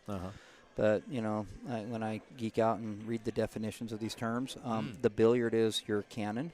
Right. Where the cue ball hits one ball but then knocks in another ball. That's a billiard. What about a carom? And then the carom is when the object ball hits off another ball and goes in. Okay, right. We're clear then. So he's now broken out the 9. And moved the 8. He's moved the 8 as well. Got 2 for the price of 1, folks, in this game. And he's got a thin cut, an acute angle, the 10 ball in the side. That's the only shot I'm seeing here. He's got to make this 10. And the opening is very narrow. And that near point, it looms large. So you've just got to get past that near point. If you do that, there's every chance this 10 will drop. But you're doing a real slow roll.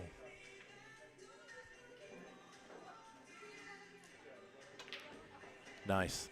Nicely done. Yeah. That little bump on the one's actually done him a favour. I think that cue ball was going to run on.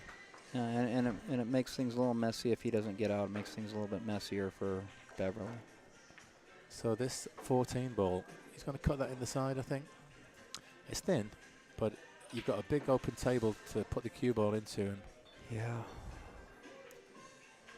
your challenge is going to be stopping the cue ball before it sails past the 15.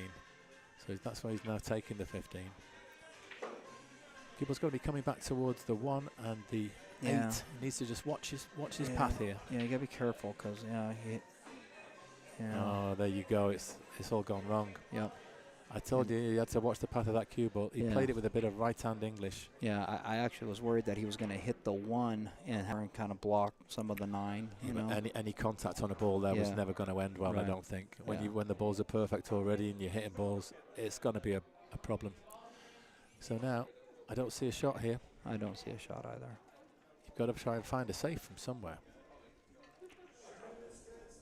You could try and put your 9 on the 8. That's fraught with danger. Yeah. You might knock the 8 in the middle.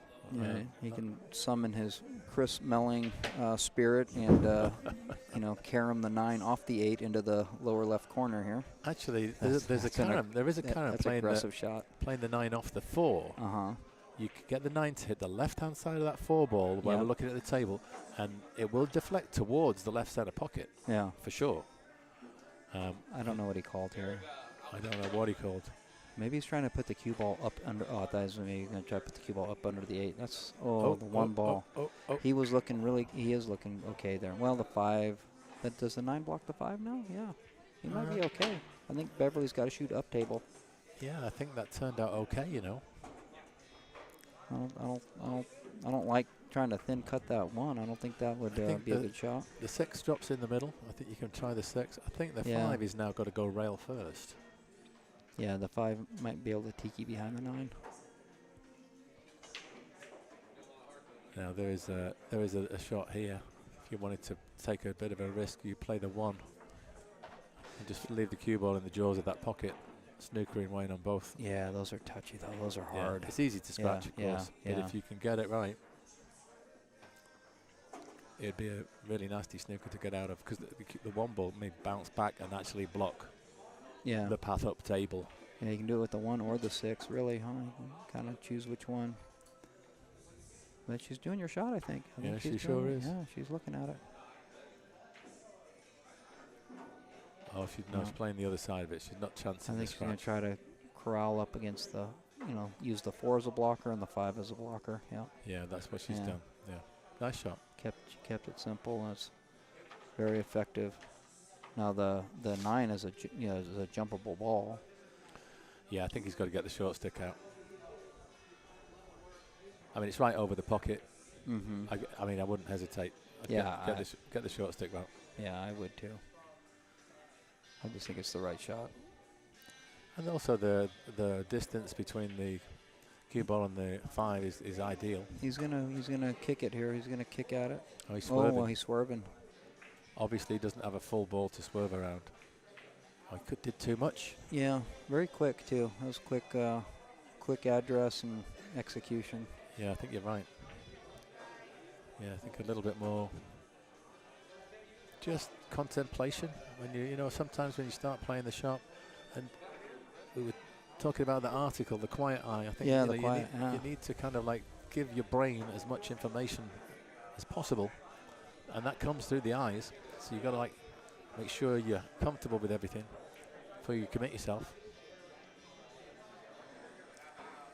So what damage has he done? I think that 9's actually interfering now with the 6 in no small way. Yeah, between the 9 and the 7, the 6 is pretty much tied up right now, huh? So I think you got to. Oh, she's just taking the cagey route. Yeah, 3, probably 3, then 1, and then roll. Use the 1 to get at that 6 or 5 to maybe hit the 9 or 5. You could do it right now. You just play a little bit of bottom and a bit of trace of right. Definitely wouldn't jack up and shoot the 7 right now. There's no value in that. Yeah. I mean, if you were to just come off that 1 and collide with the 9 very softly, everything would spring open there. You don't have to hit it hard. Yep. And you might very well have the 5 if the cue ball rolls up or kind of sticks when it hits that 9. You probably have the 4 up table here. Yeah, you'd be unlucky, wouldn't you, not to have something? Yeah, not to have something. Yeah. Yeah, that's exactly what she's thinking about right here. And the challenge is, do you play the cue ball into the 5? I think the 9, because you need the 6 to move, right? Yeah. So I think the 9. Yeah, I think I you agree. just want to hit the 9, and if you hit the 9 nice and full, like I said, yeah, you get the 4, possibly the 6, and possibly the 2. She's given this some thought, though. Obviously not completely happy with that, and She's gonna play. gonna play the 7. She's gonna shoot that 7. I don't. Ultra conservative. Yeah, and I think this is the shot. You've got to play to open them up. I mean, at some point you've got to pot all these balls if you're going to win. So this is a great chance. yeah, it's so close to the pocket. It's good cueing position.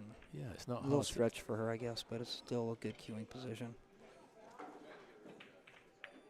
Oh, she came dear. under. Yeah, she didn't execute that. No, not at all. That was a missed opportunity for sure.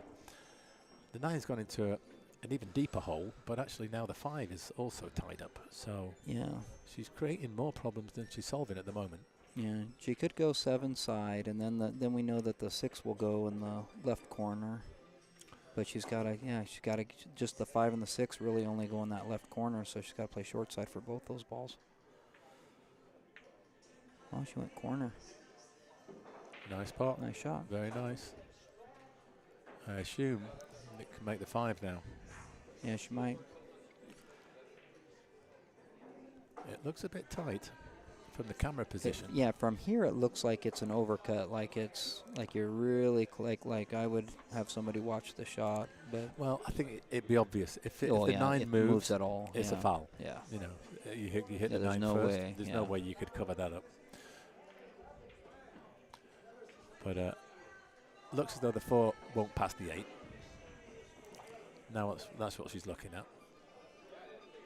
I think what I would tempted to do here, you know, play this 2 and leave the 4 in the top right. From somewhere not far, a million miles away from where that 2 is. Well, I love that angle on the 2. It's like it's one of the shots that I feel like it's in my wheelhouse, so you can do a lot with the cue ball on an angle like that. Yeah, that's a nice clean pot. But the 6 is now the challenge for Beverly.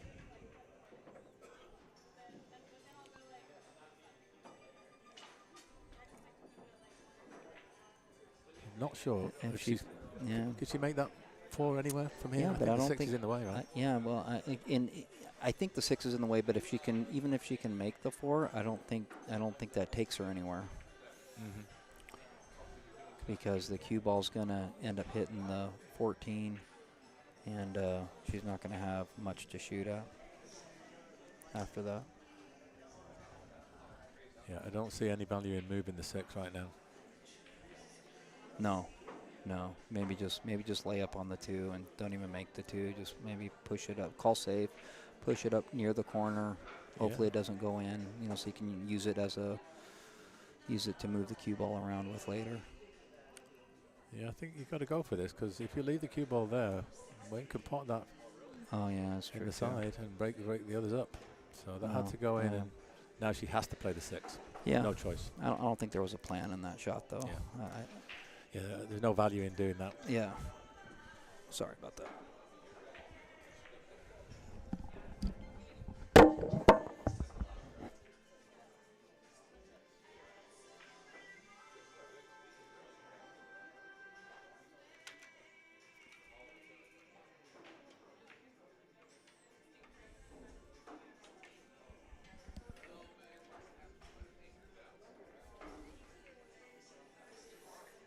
Wow, that was very close.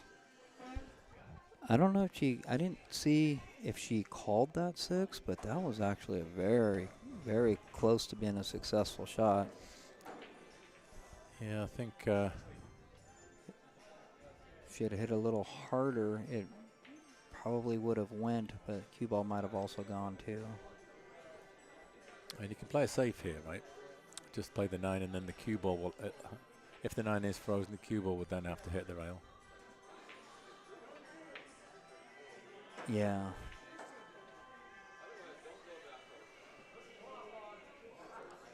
It's tough. With 8-ball, there's always these,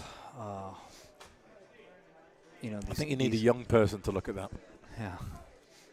But with 8-ball, these end games can always be so challenging. The game situations get so sensitive for the end game in 8-ball.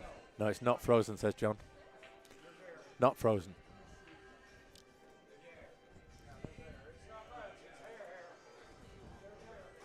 All right, we got confirmation from about 4 people that it's not frozen. Looks like the camera's got nudged a bit there. Sorry, folks. I'm just gonna. Oh, maybe a little more. I'm just gonna check right in there. I'm just gonna. Oh yeah, look at this. We're gonna look a little close up here what he's playing. I think he's just trying to get. Yeah. Yeah, just into That's it. a great shot, actually. That was nice. Yeah, that is a great shot. Very nice. Now she can backwards cut the 4, but it's not easy. Yeah, it's tough. And you're putting all your eggs in one basket. If you miss this 4, Yes. you lose. But I think she's got to go for it in this Yeah. bottom right.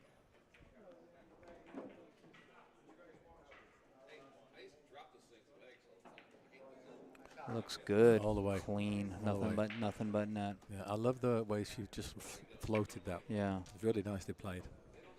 Yeah, she probably would have preferred to be a little bit further out into the middle of the table here, but she's still okay. Yeah, I'd put a favourite to get out here. She just has to finish on the right side of the table. I can't tell if she's inside the cut of the pocket or if she's sitting on the outside of it. Oh, she she's missed it. Yeah. Oh. See, she was sitting on the outside of the pocket. Oh. That's why she needed to thin it so much. If she was in the cut of the pocket, she just needs to basically bump it with a little spin and it will go. But if she's on the outside of that point, she's got to, That's a reprieve for Wayne. And for spin doctors, we thought we were sure to be going 5-1 down there. Got a little gift here. Where's the cue ball going here? Yeah, Wayne went a little wild there, got a little excited. So it's not over yet. That's a bad mistake, that. Made this very missable now. Yeah, so got to have enough pace on the ball here to get the 8 in the top right corner now. Because he overcut it and he scratched. That is a disaster, I'm afraid. Yeah. Sorry. Yeah. I mean, call a spade a spade. Yeah. Yeah, I think it was all about the 9. Mm-hmm. And I actually think that there was another pattern to play. You could have just played that in the centre, drops down short of the rail, pots it in, and then you're right behind the 9. The shot he played, playing with draw, and you know what can happen. Yeah, draw shots are tricky. I try my best to avoid the draw as much as possible when I'm playing patterns. Yeah. You know, you can't avoid it completely, but, you know. Speed control is so much harder. The speed control, yeah. 2 millimeters off on If where you just hit got the a object ball, and Yeah. you get all different kinds of reactions. A rolling cue ball, very, very easy to judge. Yes. And that's why I think maybe the 15 in the side and just roll down. Just try and not leave yourself on the rail. Just bounce off the rail a little bit. And then you could just roll the 9 in, and you would have been somewhere in line. And then he would never have missed that 8, I don't think. Right. So Bev's not. She's taking her time here because this is not necessarily super easy to shape. Yeah, I think you just because it's if she's going for the side, it's a tight side pocket. No, you don't play for the side unless you're crazy. You got to play for the bottom right. Yeah. And you just got to get the cue ball anywhere on the right side of the table. I mean, obviously it'd be nice to be close to the 8, but you don't need to be that close. But what's she doing here? She's drawing. She's drawing. Yeah, so let's see if it. So if she overdraws, big bounce off the right rail, and then funny. Is she still drawing now? Yeah. So she's gonna. This way she can draw. Probably see the cue ball come up by that piece of chalk. Maybe in between the pocket and the corner pocket and the piece of chalk. That's what she's trying to do. Yeah, we'll see. She's got enough to where she can get a little bit of an angle. Maybe she'll go forward, but. Now she's going to draw. Yeah, it's the draw shot. Oh. Yeah, underhit. That's the thing. Yeah, very easy to under and overhit. So she's called the side. Yeah. Makeable ball, but it is tough for a pressure shot. It's a steep angle. Easy to hit that forward point. Or either point. Yeah. She's missed it. So I cannot believe that Wayne is coming back to the table with a chance to win this game. Yeah, I can't either. She actually missed that kind of bad. Yeah, to be honest, the error was in the previous shot. Right. Leaving yourself there, it was a horrible shot to have to play. So Wayne is not straight in. He needs to check the cue ball, but the side pocket is right there. Yeah. So touchy shot here too. Yeah, it's a touchy shot also. See that side pocket? Has he got the cue ball behind the point? He is. What is going on? He's got it slightly. It's really hard to see. I think she is. I think she's corner hooked. It's enough to make the shot hard, that's for sure. Oh, man, this is so close. It's hard to even see even right now. Oh, no. She was She's yeah, but it's barely, I mean, millimeter. Wow. So, a couple of chances went begging there for Mr. Crow. Who's up now, Brian? So now we have JoJo's break, and JoJo's playing me, so I got to get off the mic. Okay, all right. See you later. Okay. Good luck, Brian. All right, thank you. Got it. Yeah, your break. Okay, so it's not going so well. We're only on 1 rack, and they're on 5.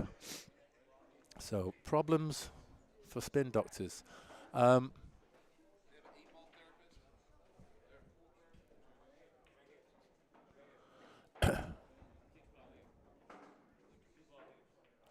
So it's 5 to the red team, 1 to the blues. Wow, we're in deep trouble here. Time to turn this around. JoJo Mattingly, let's see what Joe's Fargo is. 420, okay. She did a great 8-ball run out in the last game. For a 420 Fargo, that's not bad, is it? She played some beautiful strokes. Good recovery shot in particular on the 3-ball, thin cut in the middle.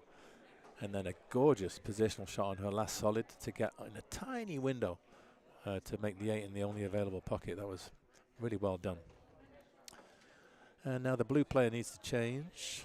And this is Brian Rulli. Brian is 536. Okay. Brian, no pressure, but it's 5-1. Yeah, let's get something going. Let's get some fucking game.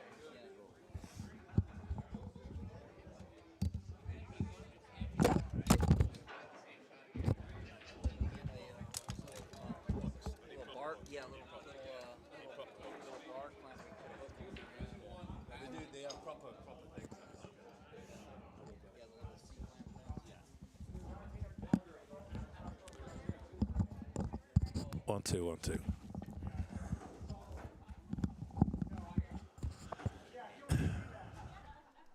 So here we are. The rack 7 is about to begin, and Jojo is about to break him, leading 5-1. Really strong lead here for the visitors. And it's got to be said, they've all played well. As that break comes up dry, I think. And Brian is now going to evaluate the table, and I'm looking at this from my commentary position, and I see the stripes immediately as my favorite suit, and mainly because of the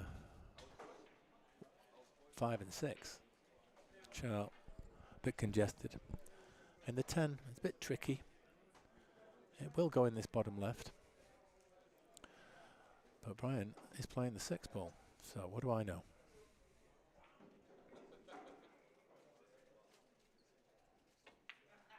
Clean shot. He's nicely away.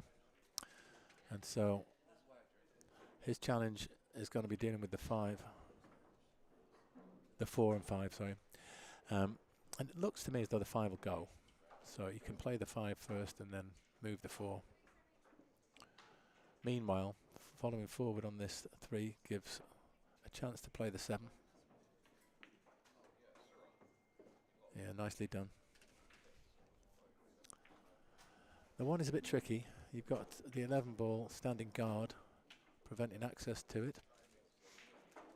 But it goes in the centre, so he's called it straight away. You'd want to try and stop the cue ball from travelling too far forward here, so there is an element of jacking up involved to get the stun. But the 2 makes this a big pocket. Yeah, he needed all of the pocket as well there. Catching that near point was one way that he could have messed it up, but actually he just caught little of it, so that when he did collide with the 2, he still fell in. So looking good here. If he can get the cue ball up the table, bit of running side, top and left.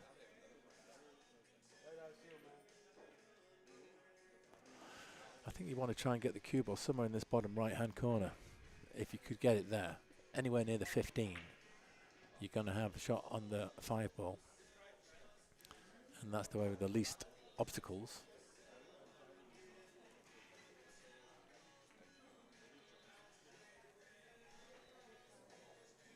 Hard to see exactly where he's hitting the cue ball.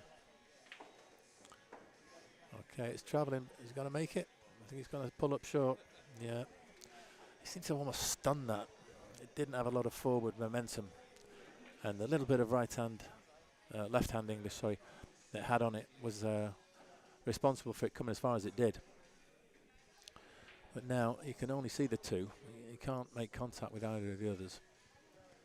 And the 2 will not pass the 9. So you in a spot here.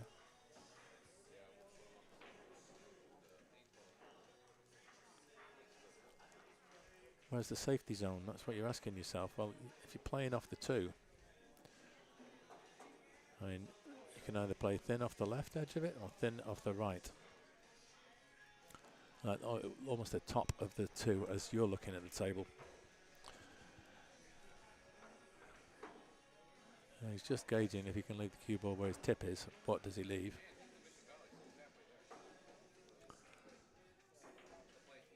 But it's hard to get the cue ball precisely there. And you can go super, super thin off that left-hand edge of the 2. You have to play with a lot of left-hand English. Now he's looking at a 3 ball combination. And this is actually not bad, because if you put that 9 in the gap between the 4 and the 5 should drop. So even if you get it just to the left of centre on the 4, that will deflect it into the 5, and the 5 will drop. So he's just got to make that calculation.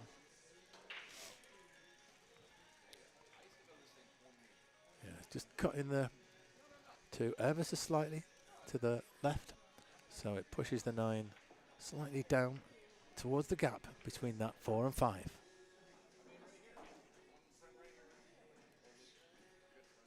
So you've got to imagine where you've got to drive that 4 ball to. An imaginary point on the side rail. You need to give it a little bit of juice.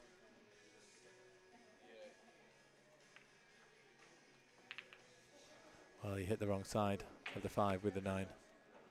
Hence the 5 flew up the table. But that could have been worse, it has to be said. The 9 is now hampering cue action, or access to the cue ball, I should say. So the available pots are the 14. Hey, this score sheet is not looking right. What the hell's going on?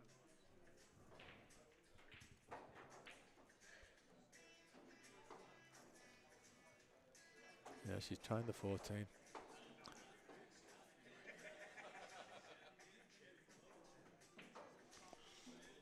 No, that's a miscue. Ball in hand for Brian. So he's got a great opportunity here. I'd be tempted. I mean, that 1's all on its own up there. Do you take the 1 now and just try and get up for the 2? That's what I'd be tempted to do. Although I wouldn't make myself hampered like he's done. I would definitely give myself a flat cue.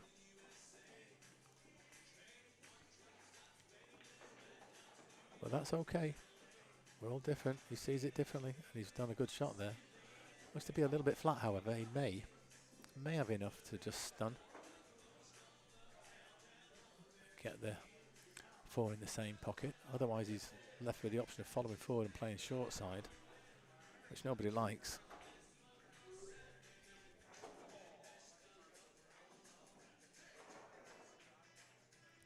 Short side it is. And he's come up short as well. Needed a couple more revolutions to get a nice pot here. This is very difficult, but I think you have to go for it. You have to.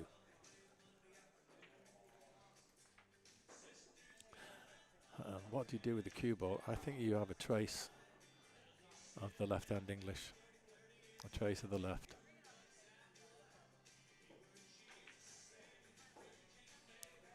So you want to actually go straight up the table. You've got to get on the right side of the 8 to make it, because it would not go in the top right or the right centre. So you've got to get somewhere over on that right side. You've got to get above it for this bottom left. Yeah, it's all the pockets on the left side of the table, actually. So yeah, I'd be putting a tracer right on here.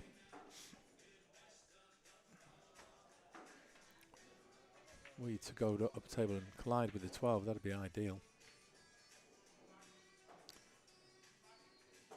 Let's see what he puts on the cue ball. Yeah, he's got the left on there.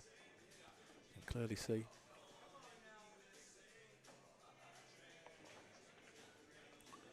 He's made the pop, he scratched her.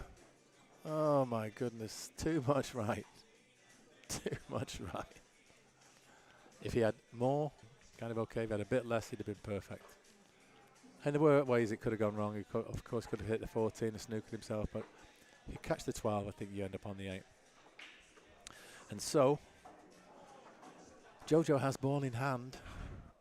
No spots, no solids. Spots is what we call solids in the UK. No obstacles other than their own balls.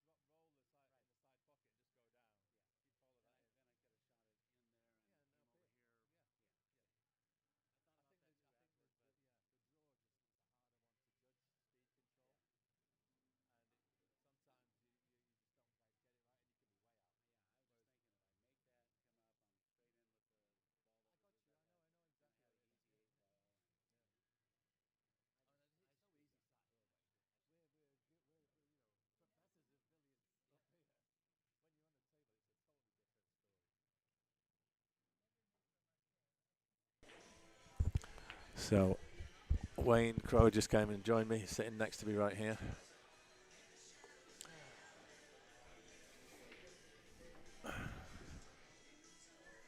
Yeah. Just stick him on there, Wayne. You're currently not on mute. You're on mute at the moment, so I'm going to put you live. Okay. You can hear yourself now. Yeah, I can hear you too. So that's my colleague Wayne Crowe, just come and sat down next to me. Hi Wayne, welcome to the commentary box. Thank you. Hi everybody. Commiserations on that loss, that was unfortunate. But you're not the only one. You're joining good company. We've all lost. In fact, we've only won one rack tonight so far. Yeah. We're almost halfway through the match. Can't believe I blew that, but you know, it happens. Twice I should have gotten Happens out. to us all. And that's the thing about this game, it keeps us coming back. Yeah. And it has to be said that Underdogs have played pretty well tonight. I know that JoJo's last game against me, where she ran the whole table from my dry break, that was beautiful. Yeah. And I think Brandon did the same thing against you. Yeah. He did a wonderful run out. Yeah, I broke and he ran out on me. And Beverly's also played real well, so you have to give credits to Underdogs. Oh yeah. They deserve their current lead, and we deserve to be this far behind. So yeah. This is when you need to dig deep. We can still we can still pull this out. You can. It's about, you've got to ask yourself what you're made of. You know, are you fragile? Are you going to break when you get a knock, or are you the sort of person who the harder they punch you, the harder you get? The tougher it is. Yeah. So we're going to fight. We're going to fight till the end. Yeah. Every last drop of blood. But ultimately, it's a game, and sometimes you lose. Yeah. Sometimes you miss balls, and that's the nature of it. You know, if it was super easy, I don't think any of us would bother. Exactly. Yeah. So meanwhile, Brian is in a hook. He's in a whole lot of trouble. Yeah. He's got to jump this, and he's got to do a precise hopefully he one. keeps the cue ball on the table. And he's got to land on the 8. Yeah. 8 in the side. He's gotten really good at this, though. Oh yeah, he's taught me a lot on this. Oh, that was so close, folks. Don't drop. Of course, that would have been a loss of game if it went in the corner there, but that was a great effort. Yeah. Really beautiful strike. Got the jump perfect, and it was not very far off. Did you notice? He was the black. It was slightly to the right of the pocket. Yep. Yeah. Okay. So as he jumped, the cue ball bent slightly. Yeah. Over to the left. Mm-hmm. So maybe he was hitting slightly to the left of the center. Yeah. I think that's the challenge with those jumps. You've got to make sure you're on the center line. Right. Otherwise, the cue ball will swerve when it bounces. Uh-oh. So JoJo makes a mistake there, and she's given this chance now to Brian. But we're taking nothing for granted here. This is a start. Yeah, this would be good. Get us on 2. Get us out the hole to a certain extent. And stop the rot. Yep.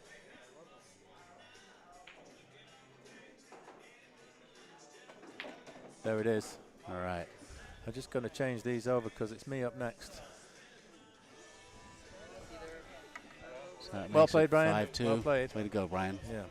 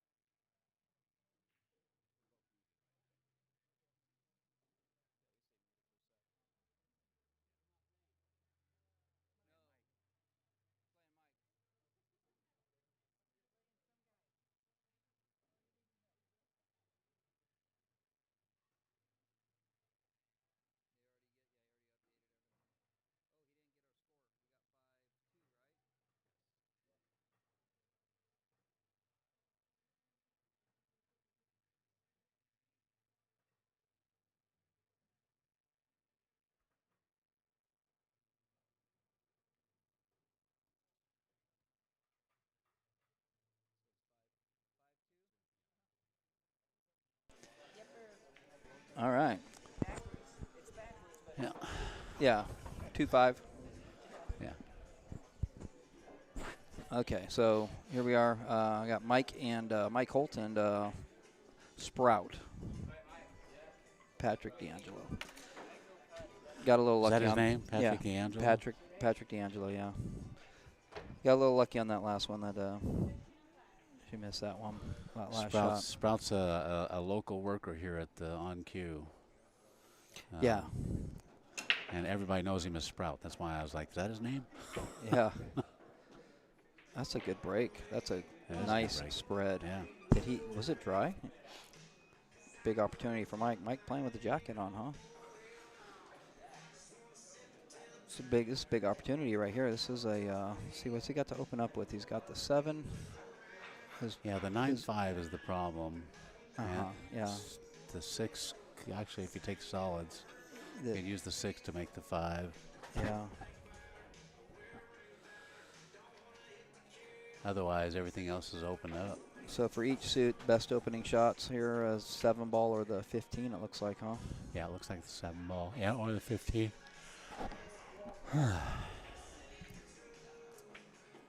It's not good commentating and I'm yawning. Yeah. I'm not much of a talker, though. Brian's good at this. No, Brian and Mike are the top commentators of this this site. Rotation pool's much easier to do. It's you can kind of you can stick to there's more fundamental pattern approaches, I guess, that are easier to see. And so because with 8-ball there's especially in the early part of a game there's so many options, so 8-ball can be a little difficult to call. But he looks like he's kind of fancy in the stripes more, yeah. Probably because of that 6'5", huh? But the 9 is definitely he could use that 11 ball to open up the 6-9 there. So he is taking the 7. Oh, he is taking the solids. So what do you think he's playing next? 4 in the left side? He might be shooting. Yeah, probably either the 3 ball or the 2 ball.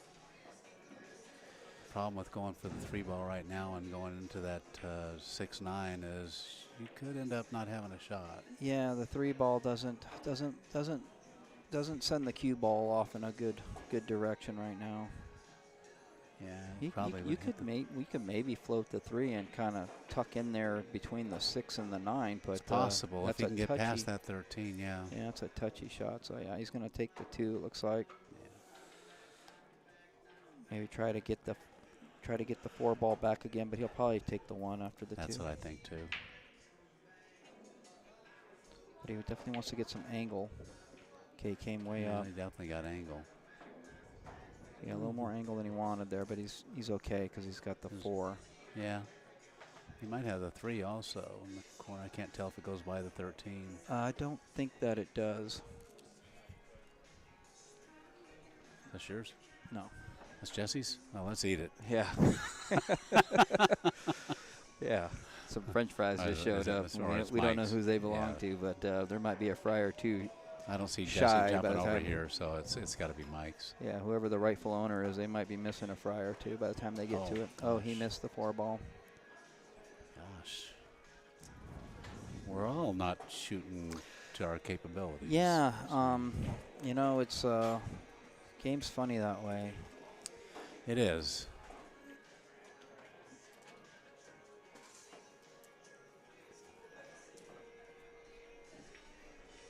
Sprout's not a slow shooter. Some people are rather slow. Yeah, Sprout's he's going to play much looser. He's going to play a loose game. Oh. All right, we found the owner of the fries. We did. She's telling us, them. Yeah, she's going to share them with us. We thought they were Jesse's and we were going to eat them all. Thought it was a commentator donation or something. Yeah. They just showed up here. I have one. Okay, so yeah, Sprout tried to use the body English on the 14, didn't work. Well, Mike's back at the table. He's got a good opener with the 3 ball. Still got that 6-5 to deal with. He's got a good angle right now. That's what he's looking at, is to stun that 3 and play that combo. Play that 6-5 combo, yeah.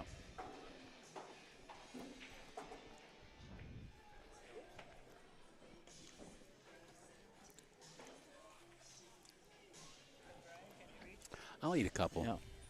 They look So if good. you hear some smacking. Yeah, that's right. I forget. You know, roll it a little bit. No, that's good. That's a good tempo right there. Yeah, he got it. Yeah, he got it really good. I think he wanted to be a little straighter. Or, you know, yeah, I think the cue ball might be, might get stuck behind the 9 cue ball. So Yeah. I think you need the cue ball to go. If he puts bottom past- English on it, it's going to put forward English on that 6 ball. Or so. get the cue ball to go above the 9, because the 6 will be in front of it. Oh. Yeah, hit it hard. And That's okay. Spout doesn't have a very good shot at all. I was wondering if you hit that a little softer and let the cue ball roll forward, if it would have got above the 9. Yeah, might and then have. the 6 would have been hanging out by the corner. Yeah. Yeah, I think if he would have hit it about half that speed with bottom English on it, he would have got shape.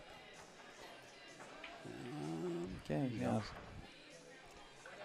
Sprout's a little loose. Mike usually will get out from this. Yeah, Yeah. Just wants to get a good shape on the 6 here. I don't Tough think he wanted to be exactly that straight. Yeah, it's a little flat. Tough cueing action here. It is flat. He's going to go off the rail, I think, first. Yeah. That was good. Play, yeah. That was good. 4 in the corner. Yeah. The 8 ball might be in the way of the cue. No, I think he'll miss the 8. I think he'll miss the 8 and get good shape here on the 1. You definitely don't want to hit too hard though. But you got to have that just that that soft stun. Just a Yeah, he's got to put some bottom English on it or some middle English on it, I think. No, I think he'll just miss the 8. Looks, Yeah. looks right where his cues. I think he'll just miss it. You want to hit a nice, a full hit like a center ball. I think is right. Like a center. Yeah. Just a real mild. Just get a little bit of a stun off of it, but still let it roll forward. It's kind of a hard concept to think about. You're going to hit middle English but roll forward. So Yeah, because it's off angle. It'll still catch a roll. Yeah, See, that was perfect. Good, he got a little angle on that too. That's good. Yeah. Far enough away from the side pocket, it looks like. So this is a punch draw here. You don't want to hit you don't need to hit a deep draw because you kind of want, Don't want to draw it in that side pocket. Yeah, you don't want to hit a deep smooth be a draw. little unlucky. Yeah. A little bit of a punch in it first so that it gets to that rail quick. Yeah, it looks like he's going to hit that rail no problem. Yeah, that was great. Yeah. Nice execution there. Yeah.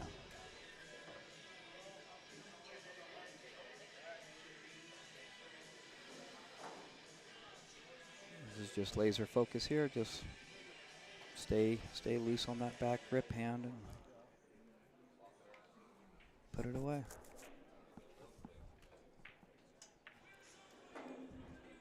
That's the only thing that can really get in the way of this shot is your body tension, really. Yeah.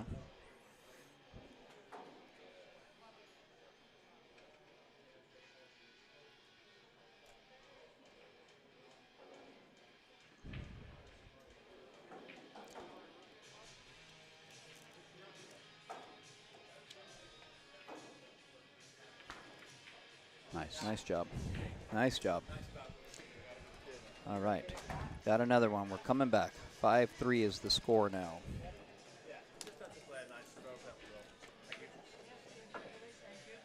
Nice job, Mike. We're gonna mute out here for a sec while the next rack starts up. Yep. And I'm gonna give way to you and Mike. So it was good commentating from what little bit I did. Yeah, no, you're doing great. That's about all I do anyway. We got more to come here though. Yeah. We're still in the second round right now. Yeah. You can go ahead and mute Actually, me. we're going to the third round now, huh? Here we are. Yes. Yeah.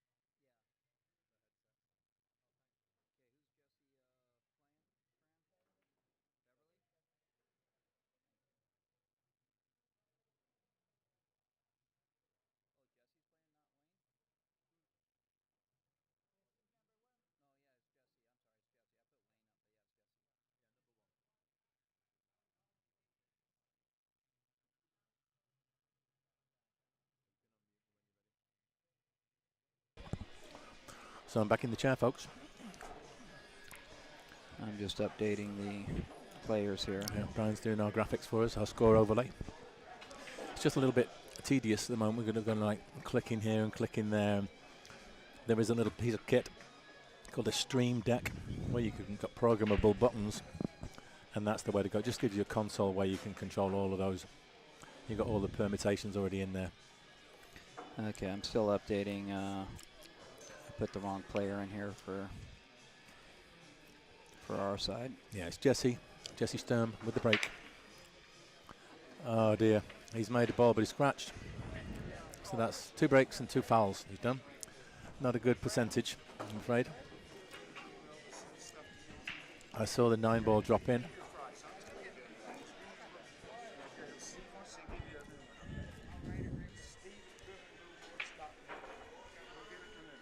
Looks good. Yep. So yeah, he got the balls, made the 9, and the cue ball scratched. Got kicked in the pocket, so it's a bit unlucky really. This is Bev Cook at the table. She's got a choice of suits, and I think the stripes look pretty good. The stripes do look good. Actually, did he make 2? How many stripes are on the table right now? There's 6 on the table. You got the 12 in the corner up here, bottom right corner. Oh, is this the 9 right here? No, I think that's the 1 ball. So there's only 6. Yeah. 5. You got 3 down table, the 11 in the middle of the table. Yeah, that's 5. That's 4, and then. Oh yeah, okay, yeah. So he made 2. He made 2 stripes off the break. 1, 2, 3, 4, 5, 6, 7. Yeah. So no solids, and 2 stripes fell along with the cue ball. Definitely want stripes on this one because getting to that 4, well, you got ball in hand, you get to the 4, but you know, then getting to the 8 from a solid later is going to be tough. So it's much easier with those 3 balls down there to. You know what I'm going to say here? That 8 ball is the key to this game for stripes. I think that's the difficulty getting on the 8, especially if she does what she looks like. She might take those 3 stripes down there right now. I don't know if she wants to take all 3. She should leave. You know, it might be helpful to leave 1 there, but because otherwise you got to come all the way down table for the 8. But I definitely want to get rid of 1 of those. I would probably want to get rid of the 14 actually. Yeah. Well, she's going to get the 14 now, I think. Yeah, she's gonna. I think she's gonna. She might take the 10.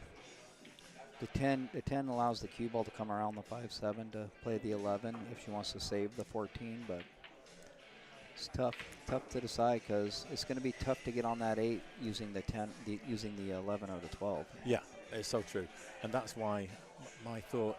Well, she's certainly not naive when it comes to the strategic side of the game. No, I think she'll be thinking about that right now, and I don't think she'd make would be a kind of a rookie error to take both of those balls. No, like for Beverly, I don't think her Fargo does her justice. I think that she's, I think she knows a few tricks here and there, and she's got a good head for the game. Yes, strategically, tactically, She played some pretty good safes tonight. Been no pushover, that's for sure. So it is the 10 ball. It is the 10. I think she's going to come around and leave the 14 for now. Yeah. Yeah, now the 11. And then the 12 will enable us to get back to the 14 for the 8 and sayonara. Yeah, now if that 1 wasn't there, this could get real simple. That 1 makes it to where, because you still want to be, if it were me, I think I would want to, be parallel with that 12, ideally, to where I could spin the cue ball off the right long rail to get down for that 14. Mm-hmm. So. Yeah, so you get the cue ball where the 1 is almost. Yeah. But so the 1 actually can be a big obstacle here right now, because she needs to be just above the 1, but still have enough room. So yeah, the 1 got in the way. She's dropped behind the 1. Yeah, so that was the risk. But you called it, Brian. Yeah. Yeah, you said that straight away. Now, just think if the 1 wasn't there, that's an ideal shape. Yeah. That is ideal shape if the 1 wasn't there. She's kicking at this 1 rail. Yeah, she went quick to it too. That's all feel right there. Oh, it's 2 rails. She's made it. It's good, yeah. Well, that's hooked. She's hooked. Yeah. Yeah, going at it 2 rails, the cue ball was always going to come further to the left. Right. If you go direct, the cue ball probably would have stayed in the jaws, and she would have had a shot. And probably one of the few times where, putting a good big stroke on the ball might have been more helpful too. I could have got back up table. Yeah. Kicking again.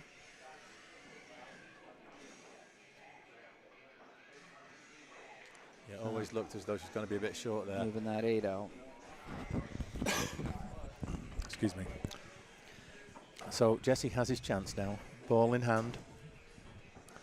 Ball in hand with nothing tied up. So the 1 and the 4. I'd get rid of the 4 right now. Yeah, I would too. The 4 you can get too funny on. Yeah. Yeah, so he's leaving it. I'm not sure. You play a slightly high angle with the 4. You basically cue ball come right back up. Just maybe Then, miss the then you 7. don't have to go up there again. Yeah. Otherwise, at some point you've got to go back up there. Yeah. And he's deferring that now. He's saying, "I'll deal with it later." Well, later maybe not be the best time. Yeah. I mean, there's all different ways to play this, but now you have to really be mindful of how you're going to get on that 4. Yeah, I mean, obviously the 5 and the 7 are the balls that avail the easiest position. Yeah, and I don't think the 3 passes the 2 for the side, so he needs to get. He's awkward here, Yeah, I think he needs to punch it to get to clear the 3 so he can shoot the 2. I'm not sure he can. No. Maybe taking the 1 now. Yeah, the 7 goes by the 8. Yeah. Yeah, we've got Fran Smith, league director, to Actually, our right. I think he can see the 2. Or no, he's shooting the. Is he shooting the 3? He's shooting the 3 clean. Oh, No, it was the 2. Okay, he could see it. Okay. So now he's slightly awkward again. He's on the rail here. Yeah. I don't like having to baby the 5, because if you're slightly off and you leave it hanging, then you've given the game away, because you can see the 14 from where the cue ball's going to come to rest. So. Yeah, and you don't get a lot to. You can't manipulate the cue ball a lot here shooting the 5. This is so such an easy safe. The scratch is on a little bit for the 5 too. So if you play the left-hand side of that 3 ball, cue ball comes down here, finishes by the first diamond on this short rail. Yep. The bottom of the table, full ball snooker. The 3's going to go kind of over towards the right side. Just hit the 3 ball in between the first and second diamond there. Yeah. Let the cue ball come up table. That would be my choice of shot for sure. That's good. I would not be putting the cue ball over that side, because if you don't get the cover, the pot's easier. Here, if you don't get the cover, there's no shot. Yeah. There is no shot. So just skim off the 4, but he's not playing that. He's playing offense. And that 5, it was a good shot though. Yeah, that was a pressure. That was a big pressure shot. Yeah. He likes doing that to himself. I don't like doing that to myself. No. I rather, discretion be the better part of valor in that circumstance. Because it's all well and good when it drops in, but the tough shots, if it just hangs, the game's lost. Well, yeah, and the Jesse style is he. That's his style. I know. He has more. He has a dominant offensive characteristic about him. So he wants to. He wants to take the ball by the horns. He wants to shoot it all the way out. Yeah. And that's admirable. It looks good when it's all going right. He's got a tough shot here. He's going to take it on for sure. He's not playing safe. Yep. It's a great shot. Where's the 14 gone? Yep. He's the 3 still goes too. It's just that it's all just shot making here. We're just watching a bunch of shot making, which is good. Good that we're making them. Yeah. And he's just composing himself a little here. See, what I like here is give yourself some time to really look at this shot. We were talking about the quiet eye before. Yeah. I'd be staring down the line from that to the pocket and I'd be looking for something on the face of the ball. Is it the number or the white circle? Is there something that's right on the spot that gives me something to focus on? Yeah, the tighter you can pinpoint that, the better. And he's missed the pot there. Yeah.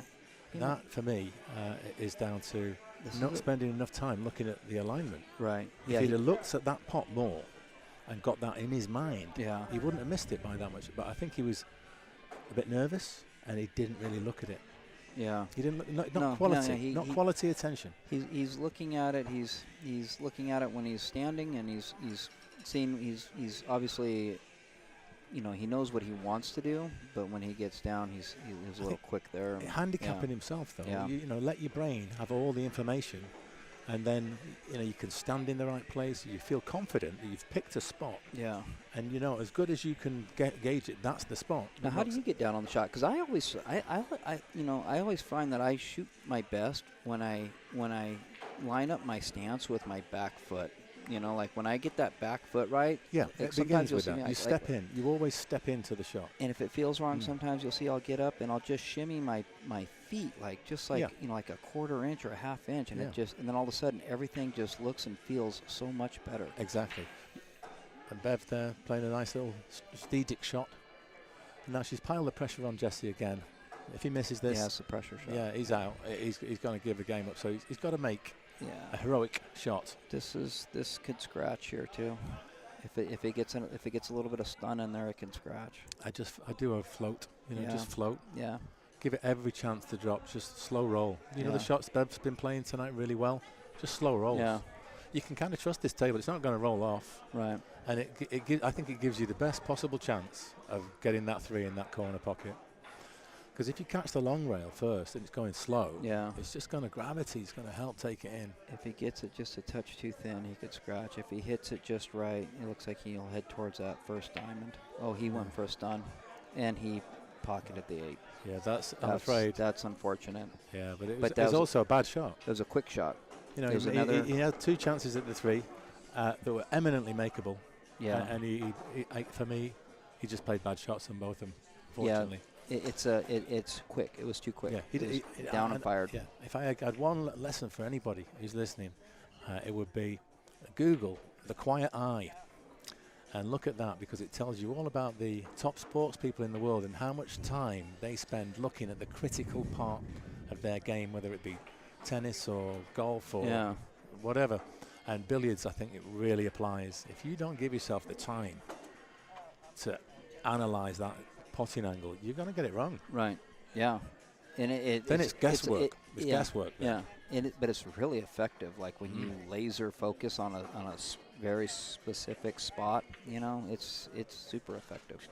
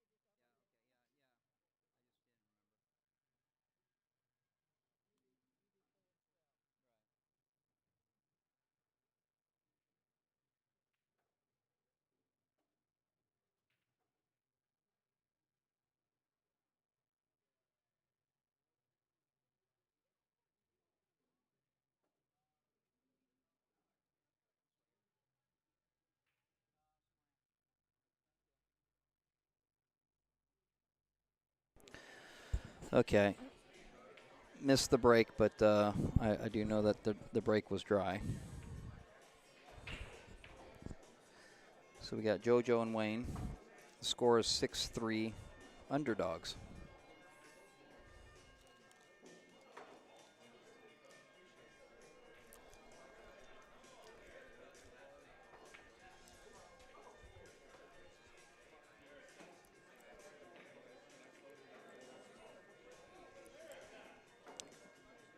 Sharp cut on the 5. Cue ball back and forth. Probably play the 7 next.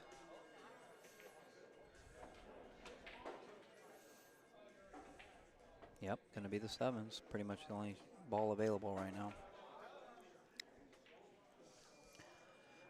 Now she can check the cue ball here, shoot the 4 in the left side, or she can go to try to break out the 1 and the 3, which is not a bad shot here. Put some pace on the 7, break out that 1-3. Missed the shot, rolled forward. So this is a tight cluster of balls here on the table.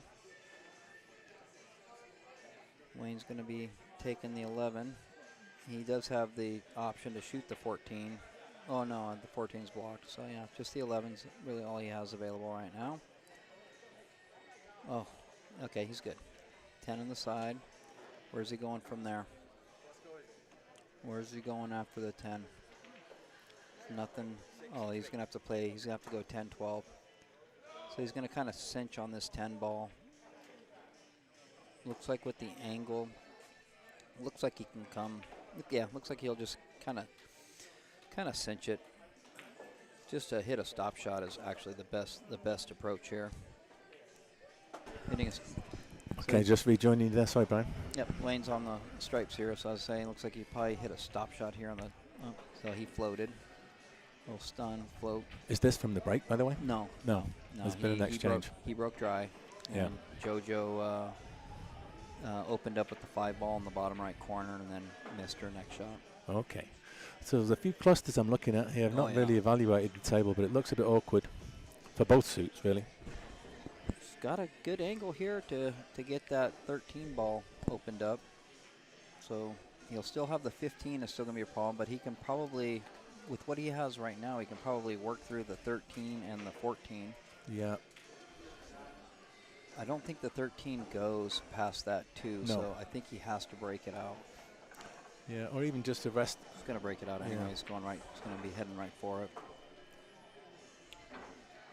Yeah, just make sure the pot with these.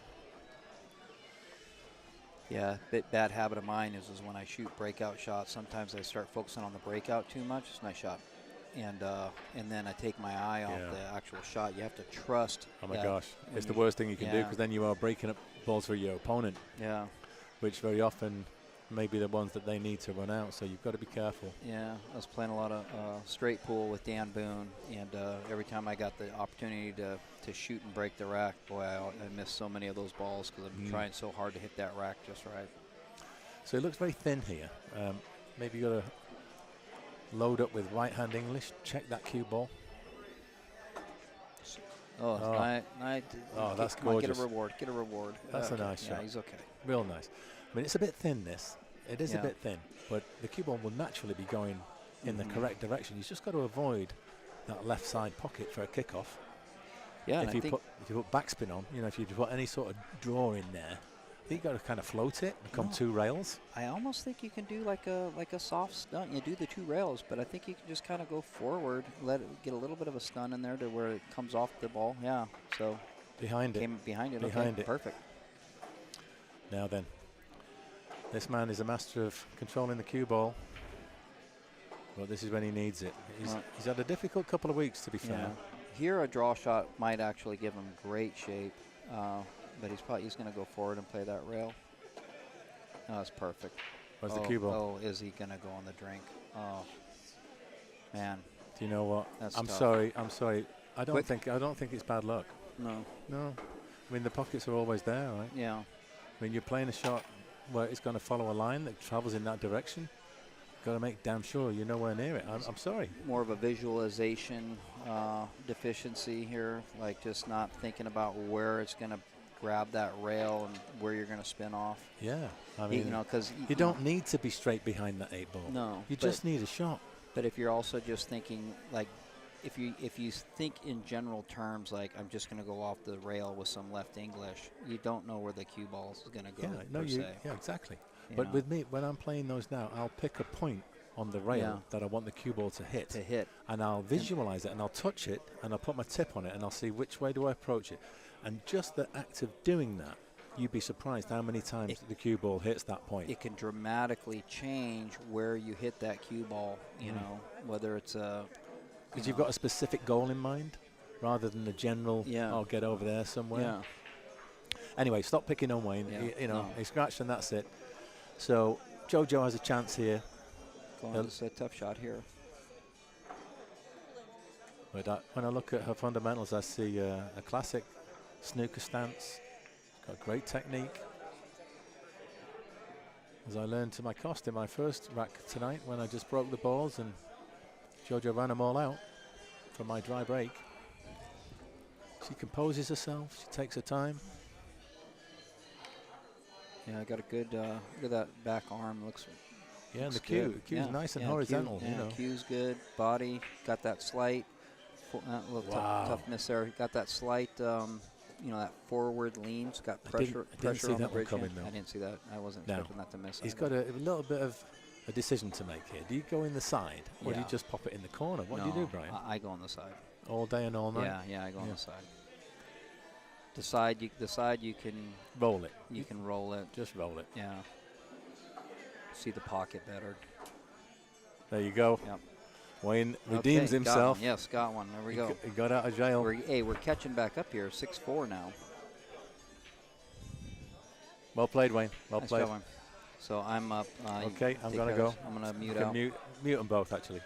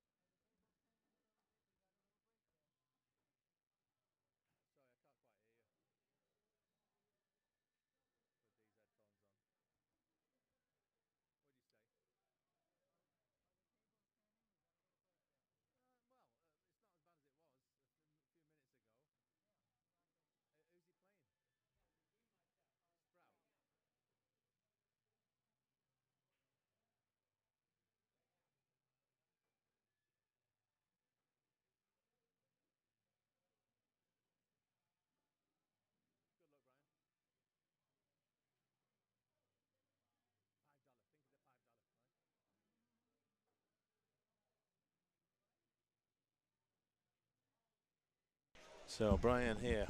Brian is going to be breaking these balls. I'm just trying to get this scoreboard up to date. So I just got to put Sprouts Fargo in here. There we go. Brian with a break. Is the one going to drop?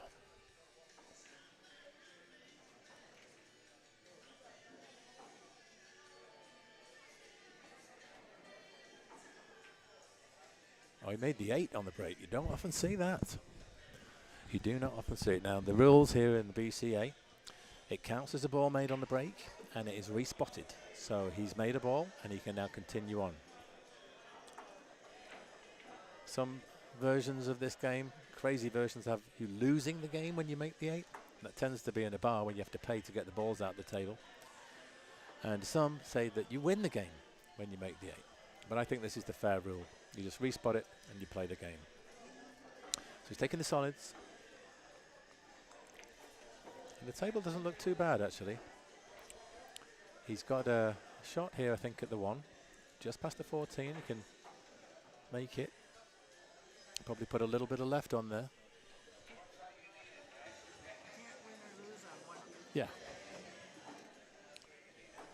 So he's made that, and he's now looking up the table somewhat. I think he's got to play the 6 here. And then he should really have access to get at the 1 and the 3 thereafter. I think the 3 does interfere slightly. Sorry, it's not the 1, it's the 5 ball.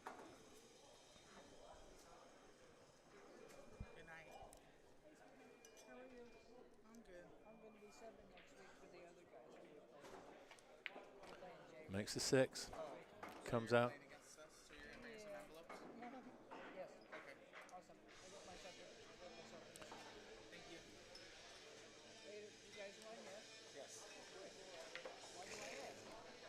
And he's just left himself a bit short there.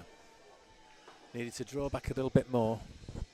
This is very awkward now, very awkward indeed. Got to lean right over the table. He's not going to have his chin over the cue for sure. And this one, yeah, very tough. No, that's no good. You can't play a shot like that. Looking at the 4. Does that 4 go past the 14? He's looking at the 3 again.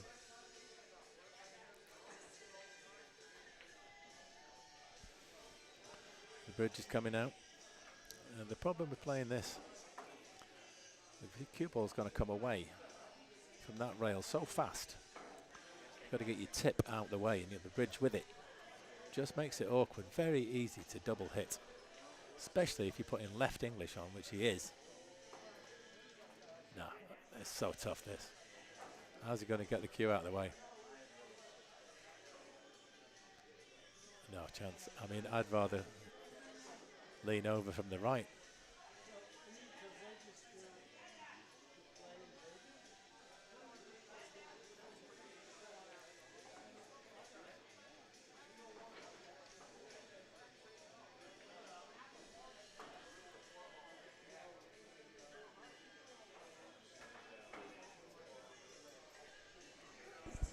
So what happens there is Sprout has the option to either leave it where it is or move it.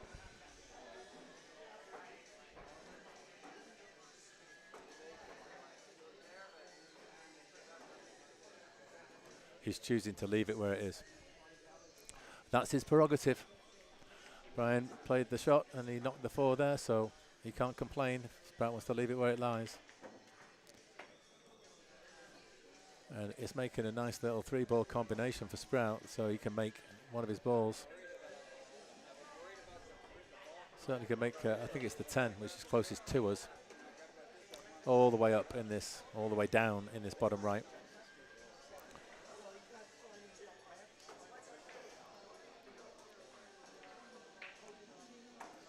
Taking on the thin cut on the 14. And he's nudged the 7 somewhere awkward now. So I think the shot to play here is the 11 onto the 3. If you can make it. It looks a bit close to it though. You have to be cutting it supremely thin. Yeah, that's what he's trying to think. Oh, he just played away. Could have played it a bit harder. So there's a chance for Brian here to clatter into these. I feel sure if he hits the higher of those 3 balls, the lower will come screaming down in this bottom right pocket. Whether he gets the 4 out of there is another matter. You'd want to try and catch the first ball, half ball. He's playing into the 4 right now.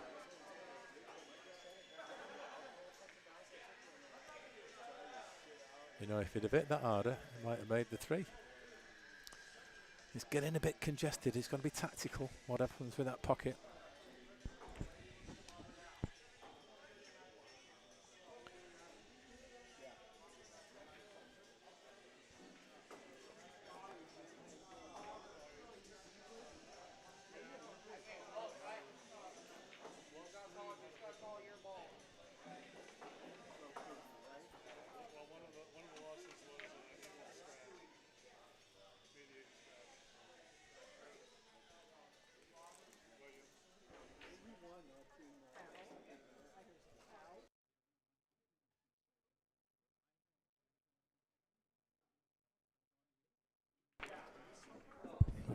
One, two. 1, 2. 1, 2. 1, 2. 1, 2. 1, 2. There we go. 1, 2. 1, 2. 2, 2. Sorry about that, folks.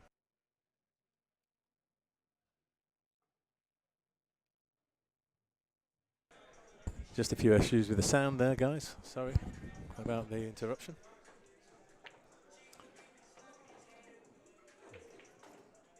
Missed a bit of the action there. But Sprouty's at the table now, looking at running out here.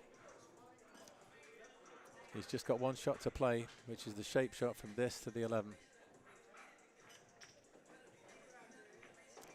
And he's caught the kiss full, so it has to be a bank. Misses the bank. It drops in the opposite side. So he's on the 8 now. And that's not too bad. There's a pressure shot here for Brian. I think he's got to take this 6 on. There's no two ways about it. You just got to play the 6. How do you shape for the 4 though? I'd be playing just a rolling cue ball. Bit of topspin. I'd be trying to get over below the 4 for the 4 in the top right. So you just got to be careful you don't scratch in that pocket. But this is the shot. Really give it all your attention. Try and get that cue ball round. 2 rails. But for now, I think it's all about, he's got to just take his time a little bit and get composed. I'd like to see him standing behind the ball, the shot, from the ball to the pocket. That's how I do my alignment. Now, he may be trying to just punch this and get across.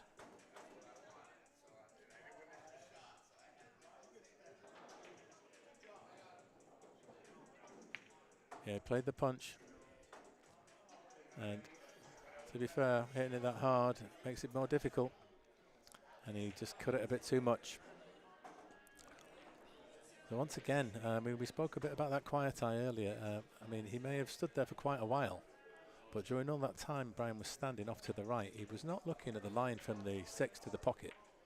In fact, I don't think he actually looked at that. He looked only at the cue ball to the 6. So you don't really get a clear idea, or the 7, I should say, for where the exact potting point is. Meanwhile, Sprout's got this 8 to further extend the lead, these underdogs.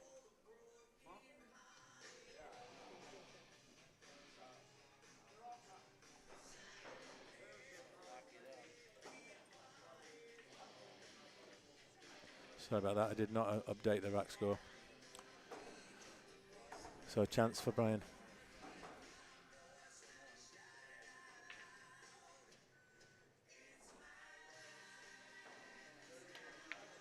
Oh dear, dear, dear. Yeah, that was just not a nice stroke at all. The timing was well off. It wasn't played with conviction or confidence at all. And that's the price you pay, I'm afraid.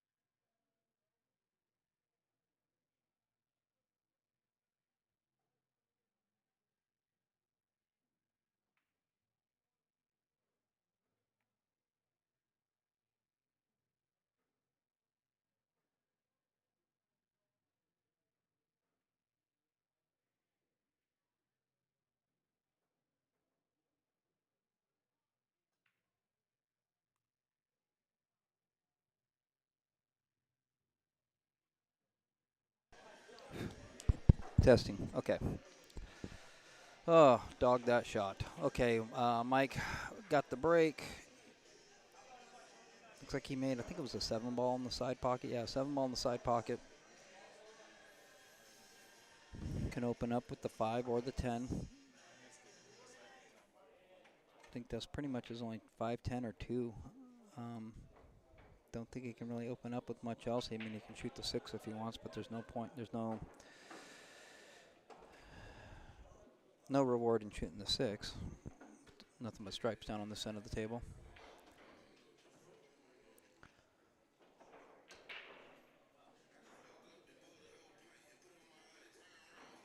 So, what looks better? 1 ball's definitely tied up, and so 1 ball's the only negative on the solids. 1 ball and the 4 ball are negative on the solids, and it looks like the 11 ball on the stripes is really the only problem ball. 11 and the 12.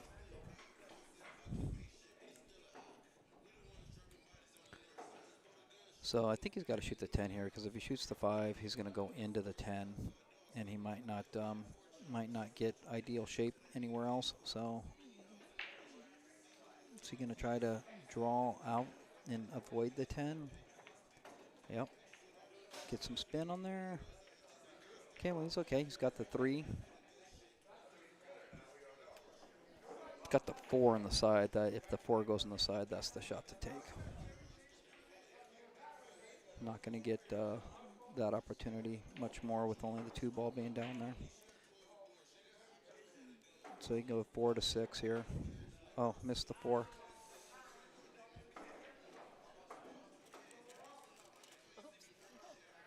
Looked like more, huh? You want some salt? We got Brandon coming to the table.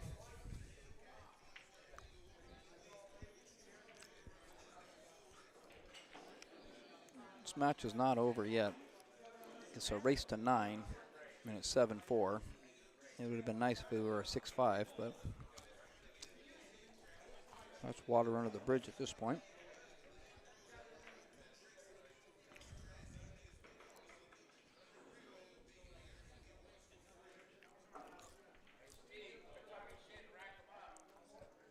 Brandon paying close attention to what he wants to shoot. He's got, for choices here, he's got 14 leads to the 15.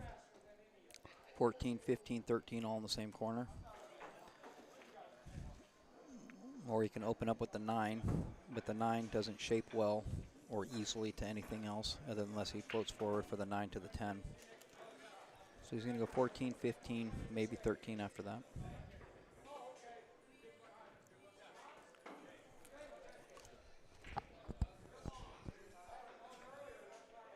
Little flat here. A little flat on the 15. He might just stun off the end rail and take the long shot on the 12.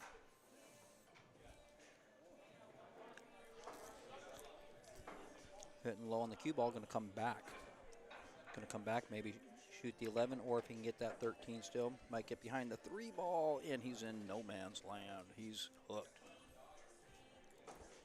He's got nothing. Risky.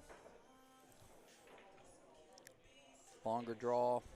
He would have been good. He would have had his choices of the 9 or the 13 or the 11. But didn't quite get the draw.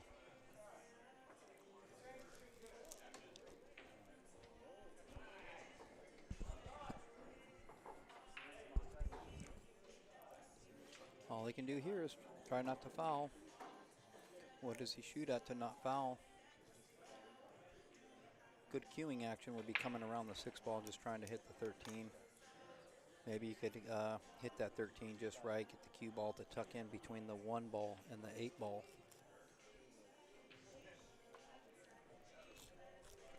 Going down for the 10 ball here, or 9 ball. Did he call that? Okay. Mike's got his choice of the 2 ball in the side or the 3 ball in the corner. I would assume. My guess will be is he take the 2 ball on the side. It looks like if he plays the 2 on the side and tries to go off the long rail, he'll hit the 2.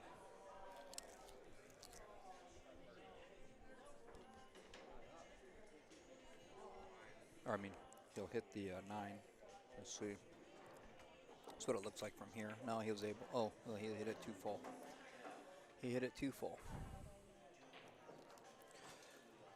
Spin doctors, we seem to have focus issues tonight.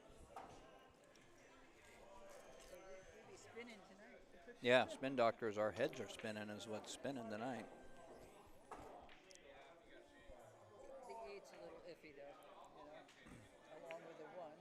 Yeah. Obviously the 1 is ours. Well, yeah. Yeah, the 1 and the 8 are definitely, or the 1 is a tough ball to deal with right now. Stripes are looking pretty open. Question is how do you get on the 8? Do you use the 13? Or do you use the 12? Well, he's got to hit the 12 now. He doesn't have much to shoot at here, so good safe would be to roll off the 12, left side of the 12, try to use a generous amount of spin with a low left English spin, soft, touchy shot, try to get down, tuck under the 10. Just did a brain fart on that shot. Yeah. Yeah. But you could try to spin under that 10. It's a very touchy shot, but you could hide behind that ball. He's going for the cut. This is all offense here. Cue ball naturally wants to go right to the opposite side pocket, so it's going to require lots of spin to avoid that side pocket. And he hit that with a bunch of inside, making the shot exponentially harder. Kind of far away to try and do Yeah, that shot. especially with inside. Yeah. At that steep of an angle with high inside, definitely was a, Both sides and still got on the 10 ball. yeah, it was definitely a tall order.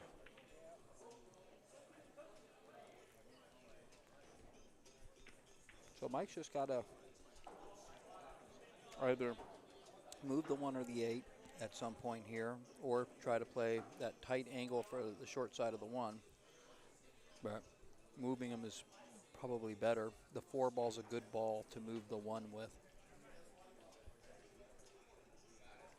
So the thought process here should be to figure out how to position the 4 to move the 1. Not necessarily on this shot, but very soon. And this might be the shot right here. He can maybe move the 8 easier than moving the 1. He's only got to move one of them. Got to clear that 1 ball. Make sure that 1 ball goes in the corner. Focus on the shot. There we go. That's well done. So he'll have to shoot the 1. But it was well done. Looking at possibly. You're a very good commentator, by the way. Oh, do I? You and Mike together do an awesome. Oh, thank you. I'm just talking out of my ass, Hey, you're rambling. watching the table, you're calling, you're talking about this, the Yeah. options, whatever. What do you think he's going to shoot? What do you think he's going to do with the cue ball? Yeah, here he's looking at the back cut because the 13's protecting him from any scratch. Oh, get in there. Get in there. It's a good attempt, good swing. But you know what? He left this. Oh, the 13's still in there. Thought he was safe for a sec, but the 13's wide open.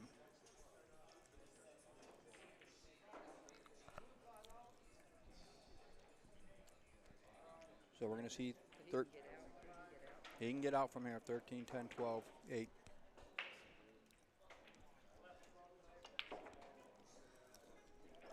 Good angle. Nice high angle. Just float this in. No English required. No English required. You're going to go right to the end rail with the cue ball. You're going to come right back up. Almost pretty much over the spot. You can give it just a touch of inside. Touch of inside English, right hand English. Don't need a lot. Just a touch. Just to focus on keeping the cue ball just to the right side of the spot as you come up. And don't come up too far because that one will get in the way.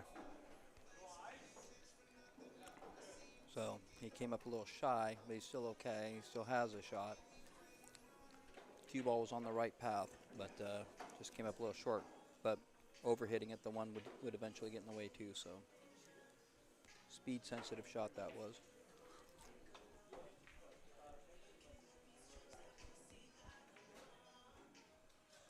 I favor him to make this one.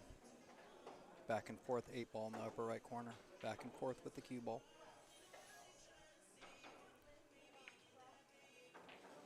Yep. That was well executed. Great shot.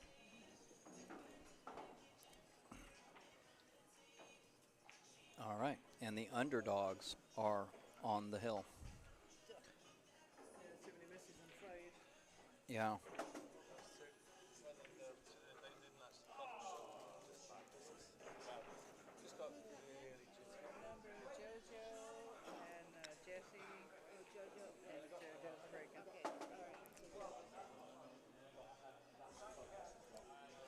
So next up we have Jesse Sturm playing JoJo.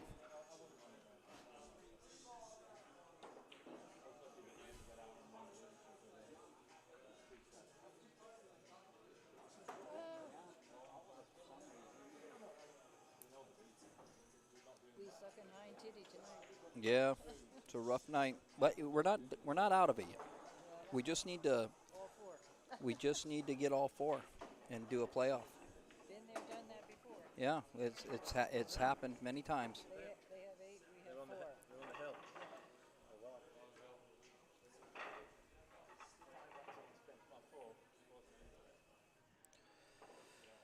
Well, I tell you, watching these players with their 400 Fargo scores and kicking our asses, what's that say? Does that say that they're underrated or we're? No, I mean, you've got to say that we've not played well. Yeah. We've all made elementary errors. We had our chances. Yeah.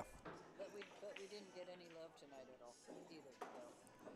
No pool got around tonight. Yeah, but I don't think we had like. I don't think you can call it luck. Yeah. I don't think we can just say we're just getting bad rolls. Do you want me to sit there? And you can No, you can do whichever. Here, you want these ones? Headphones down here. Yeah, they will. Long leads. You can turn me on. And you're still on. Okay. Yep. And we're all up to date with the score. We got Jesse Sturm versus JoJo Mattingly. I just want to say a few words about my poor performance there. I mean, I think that, I don't know, I just came to the table, I had 2 shots in the side pocket, relatively straightforward. And I was just a little jittery with the old cue action. And maybe I've not played many shots, and the cue arm's certainly not warm. But I think also the fact that we've all slightly underperformed, they've played well, we got ourselves in a bit of a hole. So I think that all combines to sort of mean that you've got to take that extra special care and attention. And, I've no excuse. I think I probably rushed both of those shots thinking they were simple and paid the price.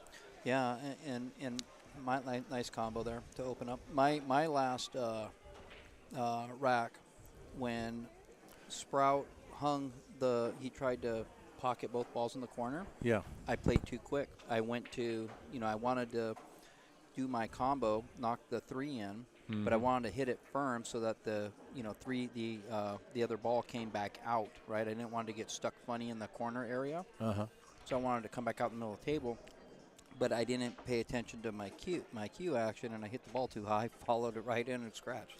Right. And it was just that was a mental error. Yeah. Also, It was on the shot that cost you in the end, you had the 7, just a few inches back from the pocket. And I don't know, it was just something about the shot. I know you just played like a little stun, but it just seemed, I don't know if you lacked a bit of conviction or commitment or something on the shot. It just seemed to me to be a little bit of like a nothing shot. Yeah, I had had the stroke itself. I don't know if it's just like mistimed or something. Yeah, I had like I felt like I had a bit of a pronounced pause in the backstroke. And it just broke. And I think it just kind of broke it down. I it moved became in the pause or something. Yeah. I just. Yeah, that's the thing.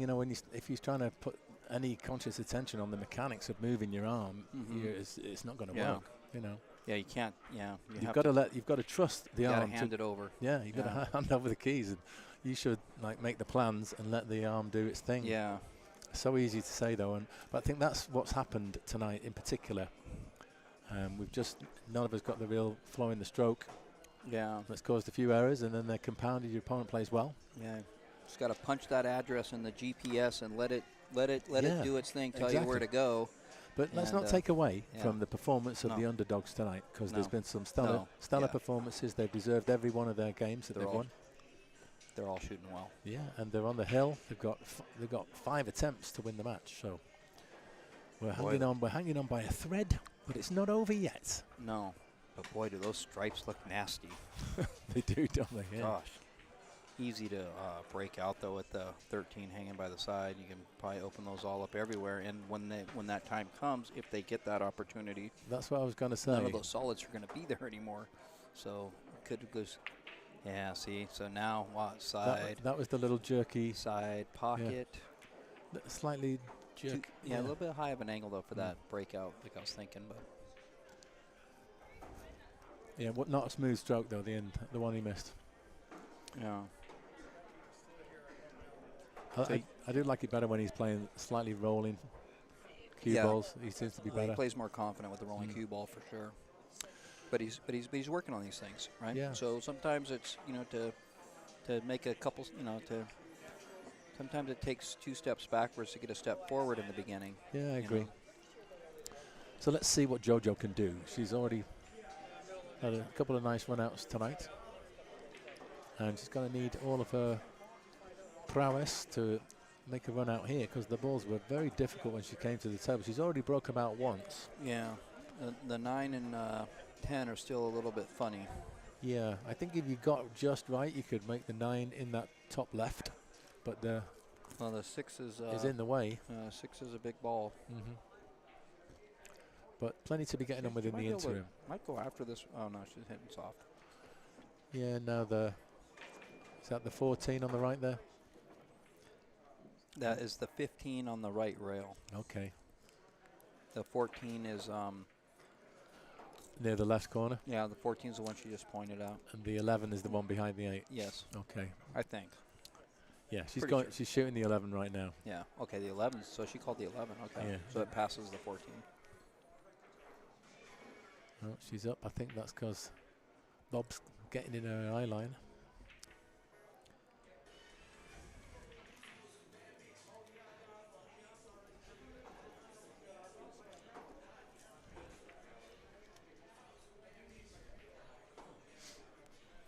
See how she leans on her bridge hand? That's very solid. Yeah, but that's the poor shot. Have a little bit of pressure on that bridge hand on the table. Chance for Jessie to finish these off now. I think you've just got to leave a little angle on that 4 and try and come to the left side of the table. The 8's got a clear path to that top right. So you don't want to be straight on that 4 ball. No. No, it doesn't. Yeah, definitely going to be playing in the bottom right corner or the top left. We'll call it the top left because that's the screen as everyone's looking at on the screen. Yeah.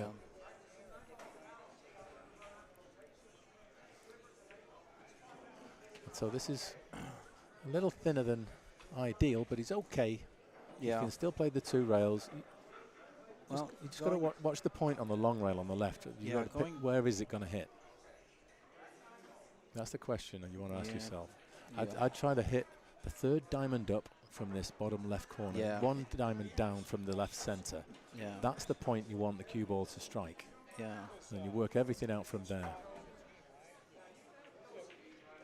He is striking that point. 3rd diamond. Yeah. Called it. Good shot. I mean, he just babied it.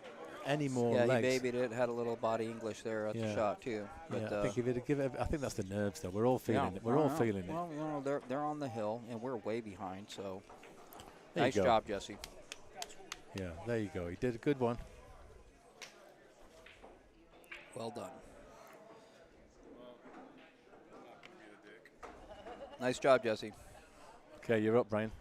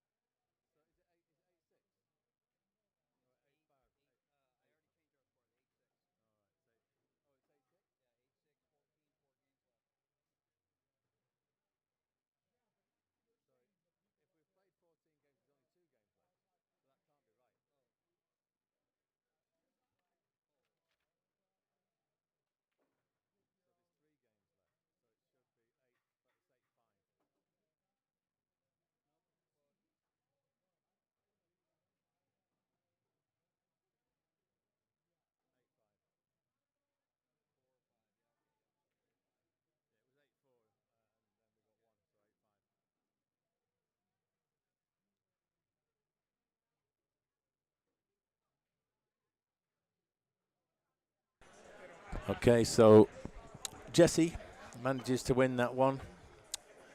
The 13th rack to make it 8-5. So Sprout gets to break the balls on the hill. For your 5 players, what is your range so they can see you go? What is the? Because we have our. I just figured out. And has he scratched? I think he scratched, didn't he? Yeah, it looks like he scratched. So a scratch break, that's not a bad start for Wayne. Don't get a lot better than a scratch break in this game when you're the not the breaker. Just looking at the table, solids look pretty appealing. Yeah, solids definitely look better than stripes. That cluster of 4 stripes down there is problematic. It surely is. But they also block the. They also block. Actually, they don't. Do they block the 8-ball, the stripes? Well, the 8 has the top left if Yeah. all else fails. Yeah, it's just shaping that is a little tight with all those stripes right there. But Yeah, but I think you can worry about that when you get to it. Now, I don't know if you noticed, he put the ball on the spot, and as he put it down, it moved. rocked. Yeah. So that means to me that the white is in a hole. Yeah. If he plays a slow roll, He that can affect the line of the shot. Yeah. So I'm glad he's moved it out of that hole. Because if he just plays a baby shot on that 6, is it the 6? It's the 7. I kind of feel like you should be shooting the 1 ball or the 4 ball right now in one of the corners. Well, he's not doing that. He's taken the 6, the 7. Yeah, he's got the 5-6 next. Yeah, 5-6 is good. He can leave the 5 where it is. And hopefully get on the 1 or the 4 in this bottom left.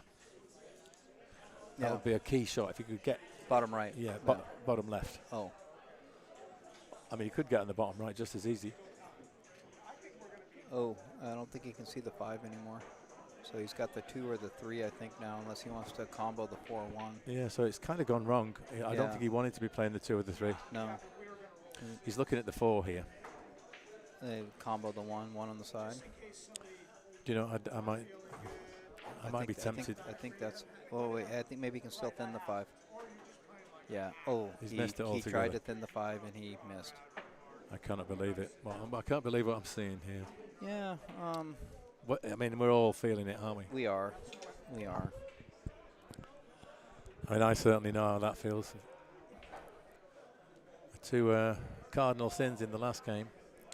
So one blessing here is that Sprout's got a bit of developing to do with that cluster of 4. Yeah. I mean, at this point, all we can hope for is to get our basically 2 apiece. You know, do the playoff. It's the best result we can have right now. Yeah, I mean, there is a path to victory. Yeah. But you just got to win all the remaining games. Simple.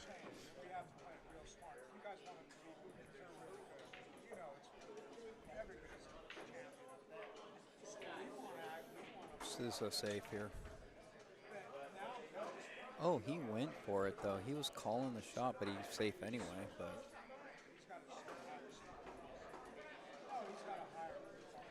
so what can he see here? not a whole lot. Well, he can hit the 3 for sure. I don't think he can hit the 5 direct.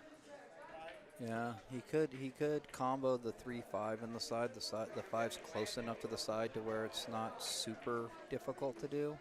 It is touchy. I think it's a tricky combo, to be honest. It's a tricky, yeah. It's a little tough, but it'll also the 3 ball will end up with the 1 and 4 and probably get a little messy there too. Yeah, I mean they're not too bad right now, but they could get worse. But I don't think he's got a lot of options here. No. Yeah, he's calling the 5. Is he trying to do a carom though, or a billiard? Oh yeah. He sure did the was. billiard. Yeah, Yeah, that was a better shot. Kind of opened up a little bit too. That was a great shot.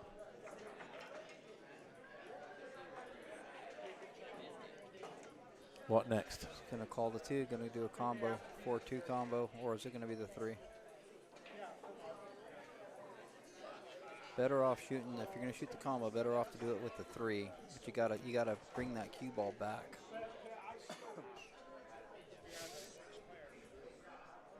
Don't want that cue ball rolling forward if you're going to shoot that 3-2 combo. Oh, he's shooting the 4. See now what's going to happen with the 3 later. Kind of. The combo was hard either way, but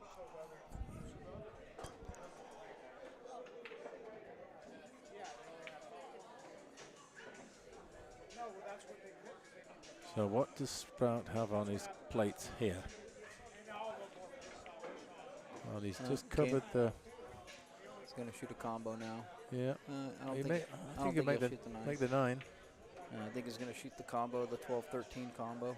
Oh no, the 9. He's going to go 9-11, then the combo. I don't think he can avoid the combo. Yeah. So whenever he feels like he's got shape on the combo,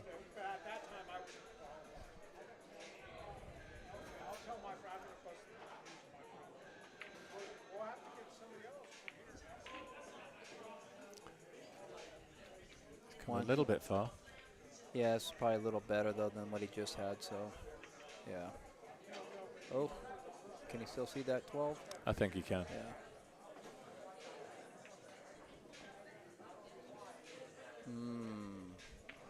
I believe he's come too far. Yeah, he's gonna. Oh, he swerved it. Yeah, he was able to get that. God dang! All right. Yeah, well, this is for the win. for the win. Does he dog it? No, he No, he does doesn't. not. There you go. All right. Well played. Straw gets it. Game Yeah. number 9.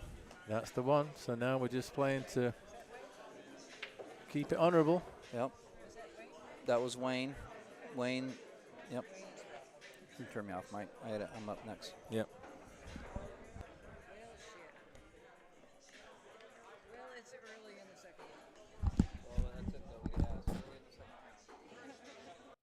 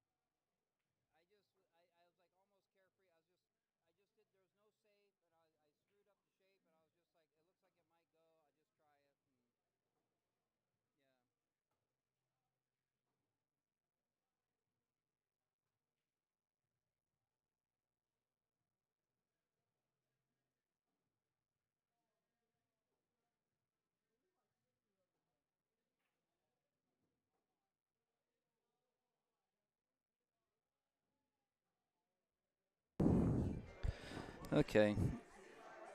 Back on the mic. Here's Brian. Just updated the stats here. Got one. Did you see the 8-ball shot? No. Oh, I played the 8-ball off of one of his balls, and got it in the side pocket. Huh? Oh yeah. I got it in the side pocket. I messed up the shape, and he had a ball hanging in the left corner, and he had other balls like just all over the table, right? You know, I think he had 3 balls, and they're everywhere. So there was like nowhere I could play safe. I was like this close to the 8, so I just jacked up, and it just looked like it lined perfect up with his ball, and then would go towards the side. So I was just called the side and did it. All right, Mike lays up, plays a safe. So Bev is obviously the stripes here. We're on game number 16 right now. Go ahead. The Underdogs have already won tonight's set. The race was to 9, so whoever gets 9 first wins. So Underdogs won this set. So Mike is just trying to keep it limited to 9 because for future tiebreakers and so on, the actual games matter too. So we still want to, Spin Doctors still want to see if they can get that game 7 just as much as Underdogs want to get game number 10.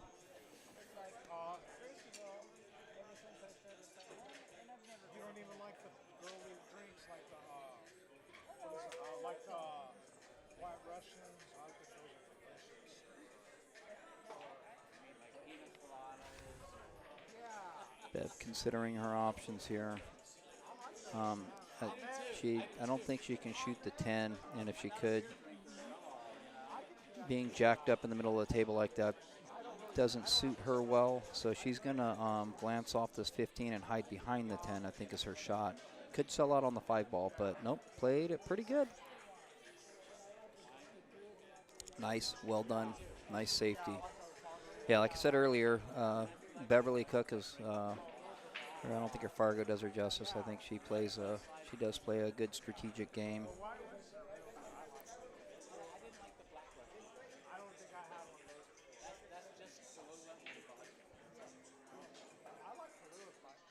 Mike fouled. Tried to kick the 5 in. Fouled with the by hitting the 8.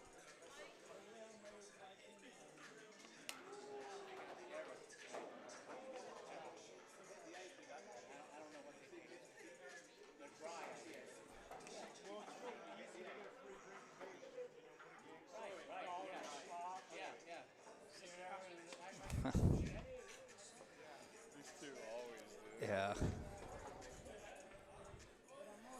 Here, hey, Jesse Sturm is here.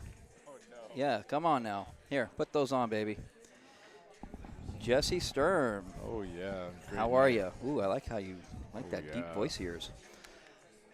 All right, so we lost. It's 9-6 right now. We're trying to get 9-7. Beverly Stripes.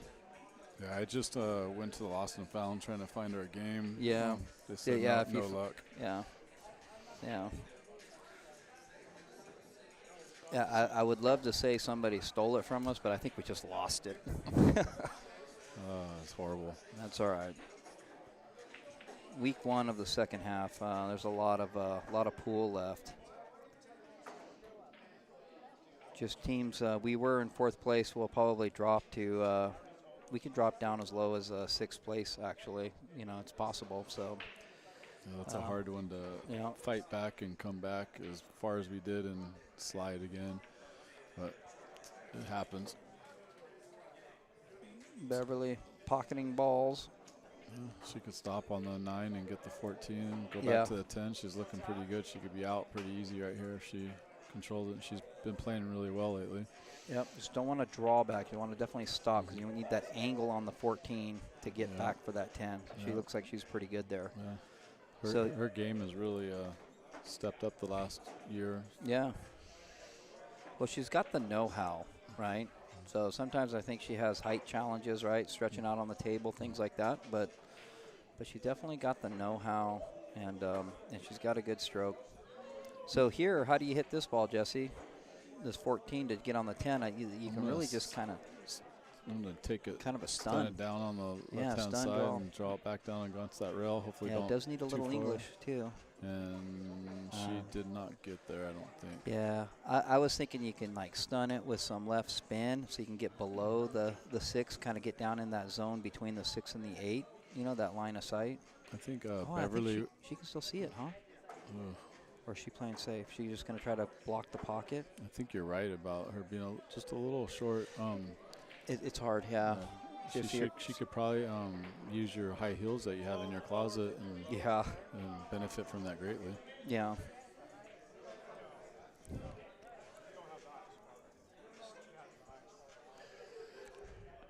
I really can't believe he offered me to be on the mic. He knows who I am.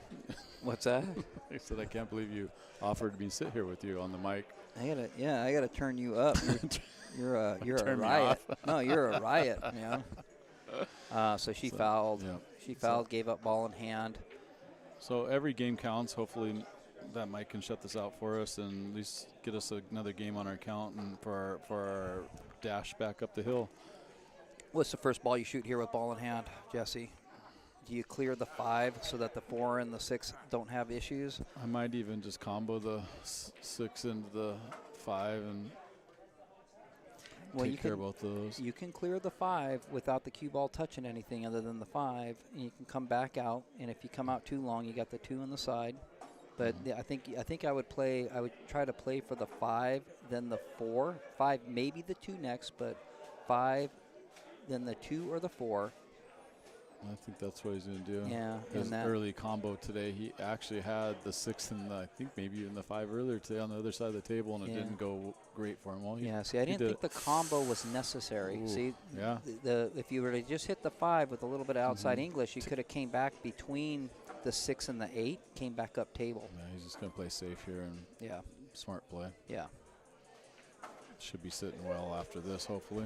Yeah, I think he'd be all right. But things are still kind of tied up. But if he gets ball in hand, then this time you'd definitely play the combo.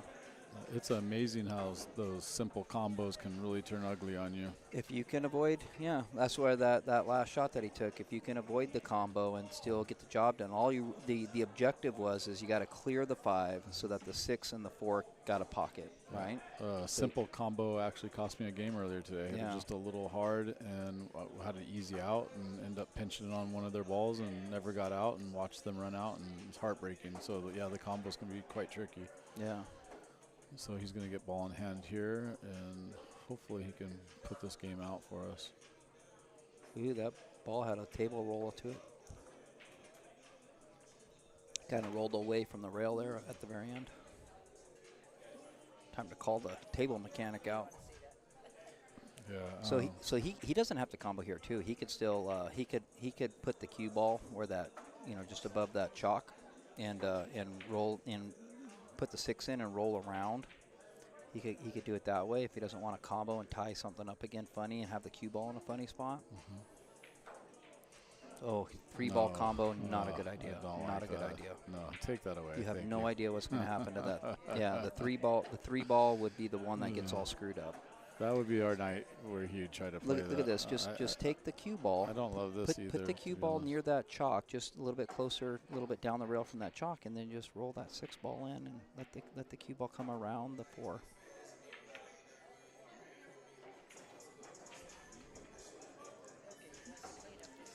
There's going to be he's either going to shoot the side or the combo right now. Don't want to hit the 8-ball though. Oh, for some reason I thought he was shooting the 2. Here comes the combo shot. His pace is picking up a little bit, so see, a little more thought there. Maybe could have hit it a little softer and kept the cue ball down there. Definitely, this is another shot that cost me a game today. By I fluffed a 3-ball in the same thing, but only thing good is he can definitely play defensive here and put the cue ball on the other side, and should definitely have a harder bank at it. Sometimes let's see what This is you know, you make the pot here, and still it's tough to get shape. So it depends if he's going to shoot this this lower left corner. He's got a better chance of getting shape, but you're still going to bounce off the rail, you know, and the 8's still going to get in the way. But you can always play off the long rail to make that 4-ball. But he's going for the bank here. Yeah, if it bounced out of the pocket, she definitely can cut. She has a good cut, but the 8-ball is definitely hard to. What if you were to call the 4-ball in the corner and bank the 2 into the 4? Because if you miss, your cue ball is going to be safe for the 10. I actually like that. Yeah, because your cue ball would put be it safe. down there. He's going to get it. Yeah, that's a good shot actually. That's good. Yeah, because he blocked her Yeah. long, tough cut. She Put her just on the rail as well. So he's sitting really good now, because that's a tough bank. Really doesn't go very. Yeah, if that 4-ball wasn't where it's sitting, the shot that she should play would be to just billiard the 2 in. But you can't do that with the 4-ball being where it is. So definitely advantage goes back to Mike right here, and Yeah. let's see what happens. Yeah, see, even if he can't shoot the 2, he can shoot the 4. So the way our night's going, this could definitely still end up wacko, but I he think should be lights out. And well, the pressure's off now because we've already lost, so he's probably gonna be a little more comfortable to himself. Well, but you know what, Jesse? You're like Nostradamus, man. You were right. Look at Mike. Mike's got a little grin too. He knows it too. I'll probably get a text later for that one when he's editing, because that was silly. I actually didn't think that that was going to get messed up. I thought he was going to be good to go. Well, he's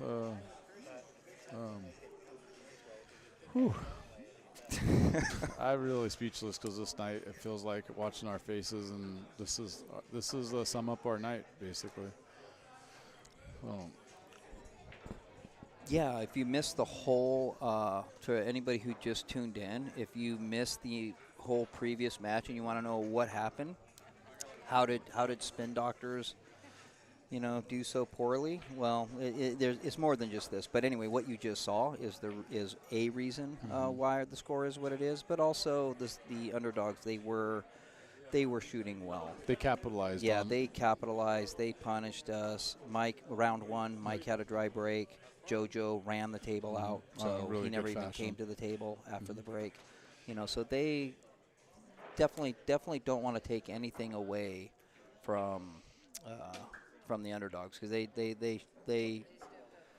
stepped up. They capitalized on every every bit of our issues. They shot better than we did. Even you know, us making mistakes is one thing, but they did shoot better than we did. Now she gets ball in hand, and that sums up our night. Well, not necessarily, because she still got to play the 8, and the 8, the favored corner is blocked. Yes.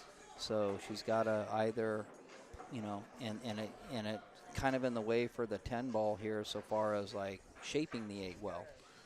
Mike's over there taking off his glove, but I think he might still get back up to the table. Yeah, this is not over. This is not over, because you see the 8's right where she wants to put the cue ball, because she could play short side and then shoot the 8 up table. But right now, she's going to be so close to her work now that the shot up table is going to be tough. Yeah. Yeah, I think I actually take it up draw it back into this corner and just take it up the other corner, to be honest. I know That's you can similar take it up.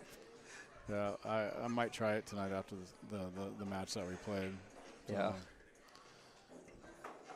Okay, so this is what I was talking about. It's a very makeable shot, but it's not a hanger, because when the balls are close together, at least this one's not a backwards cut, but when the balls are close together, man, things just look weird sometimes.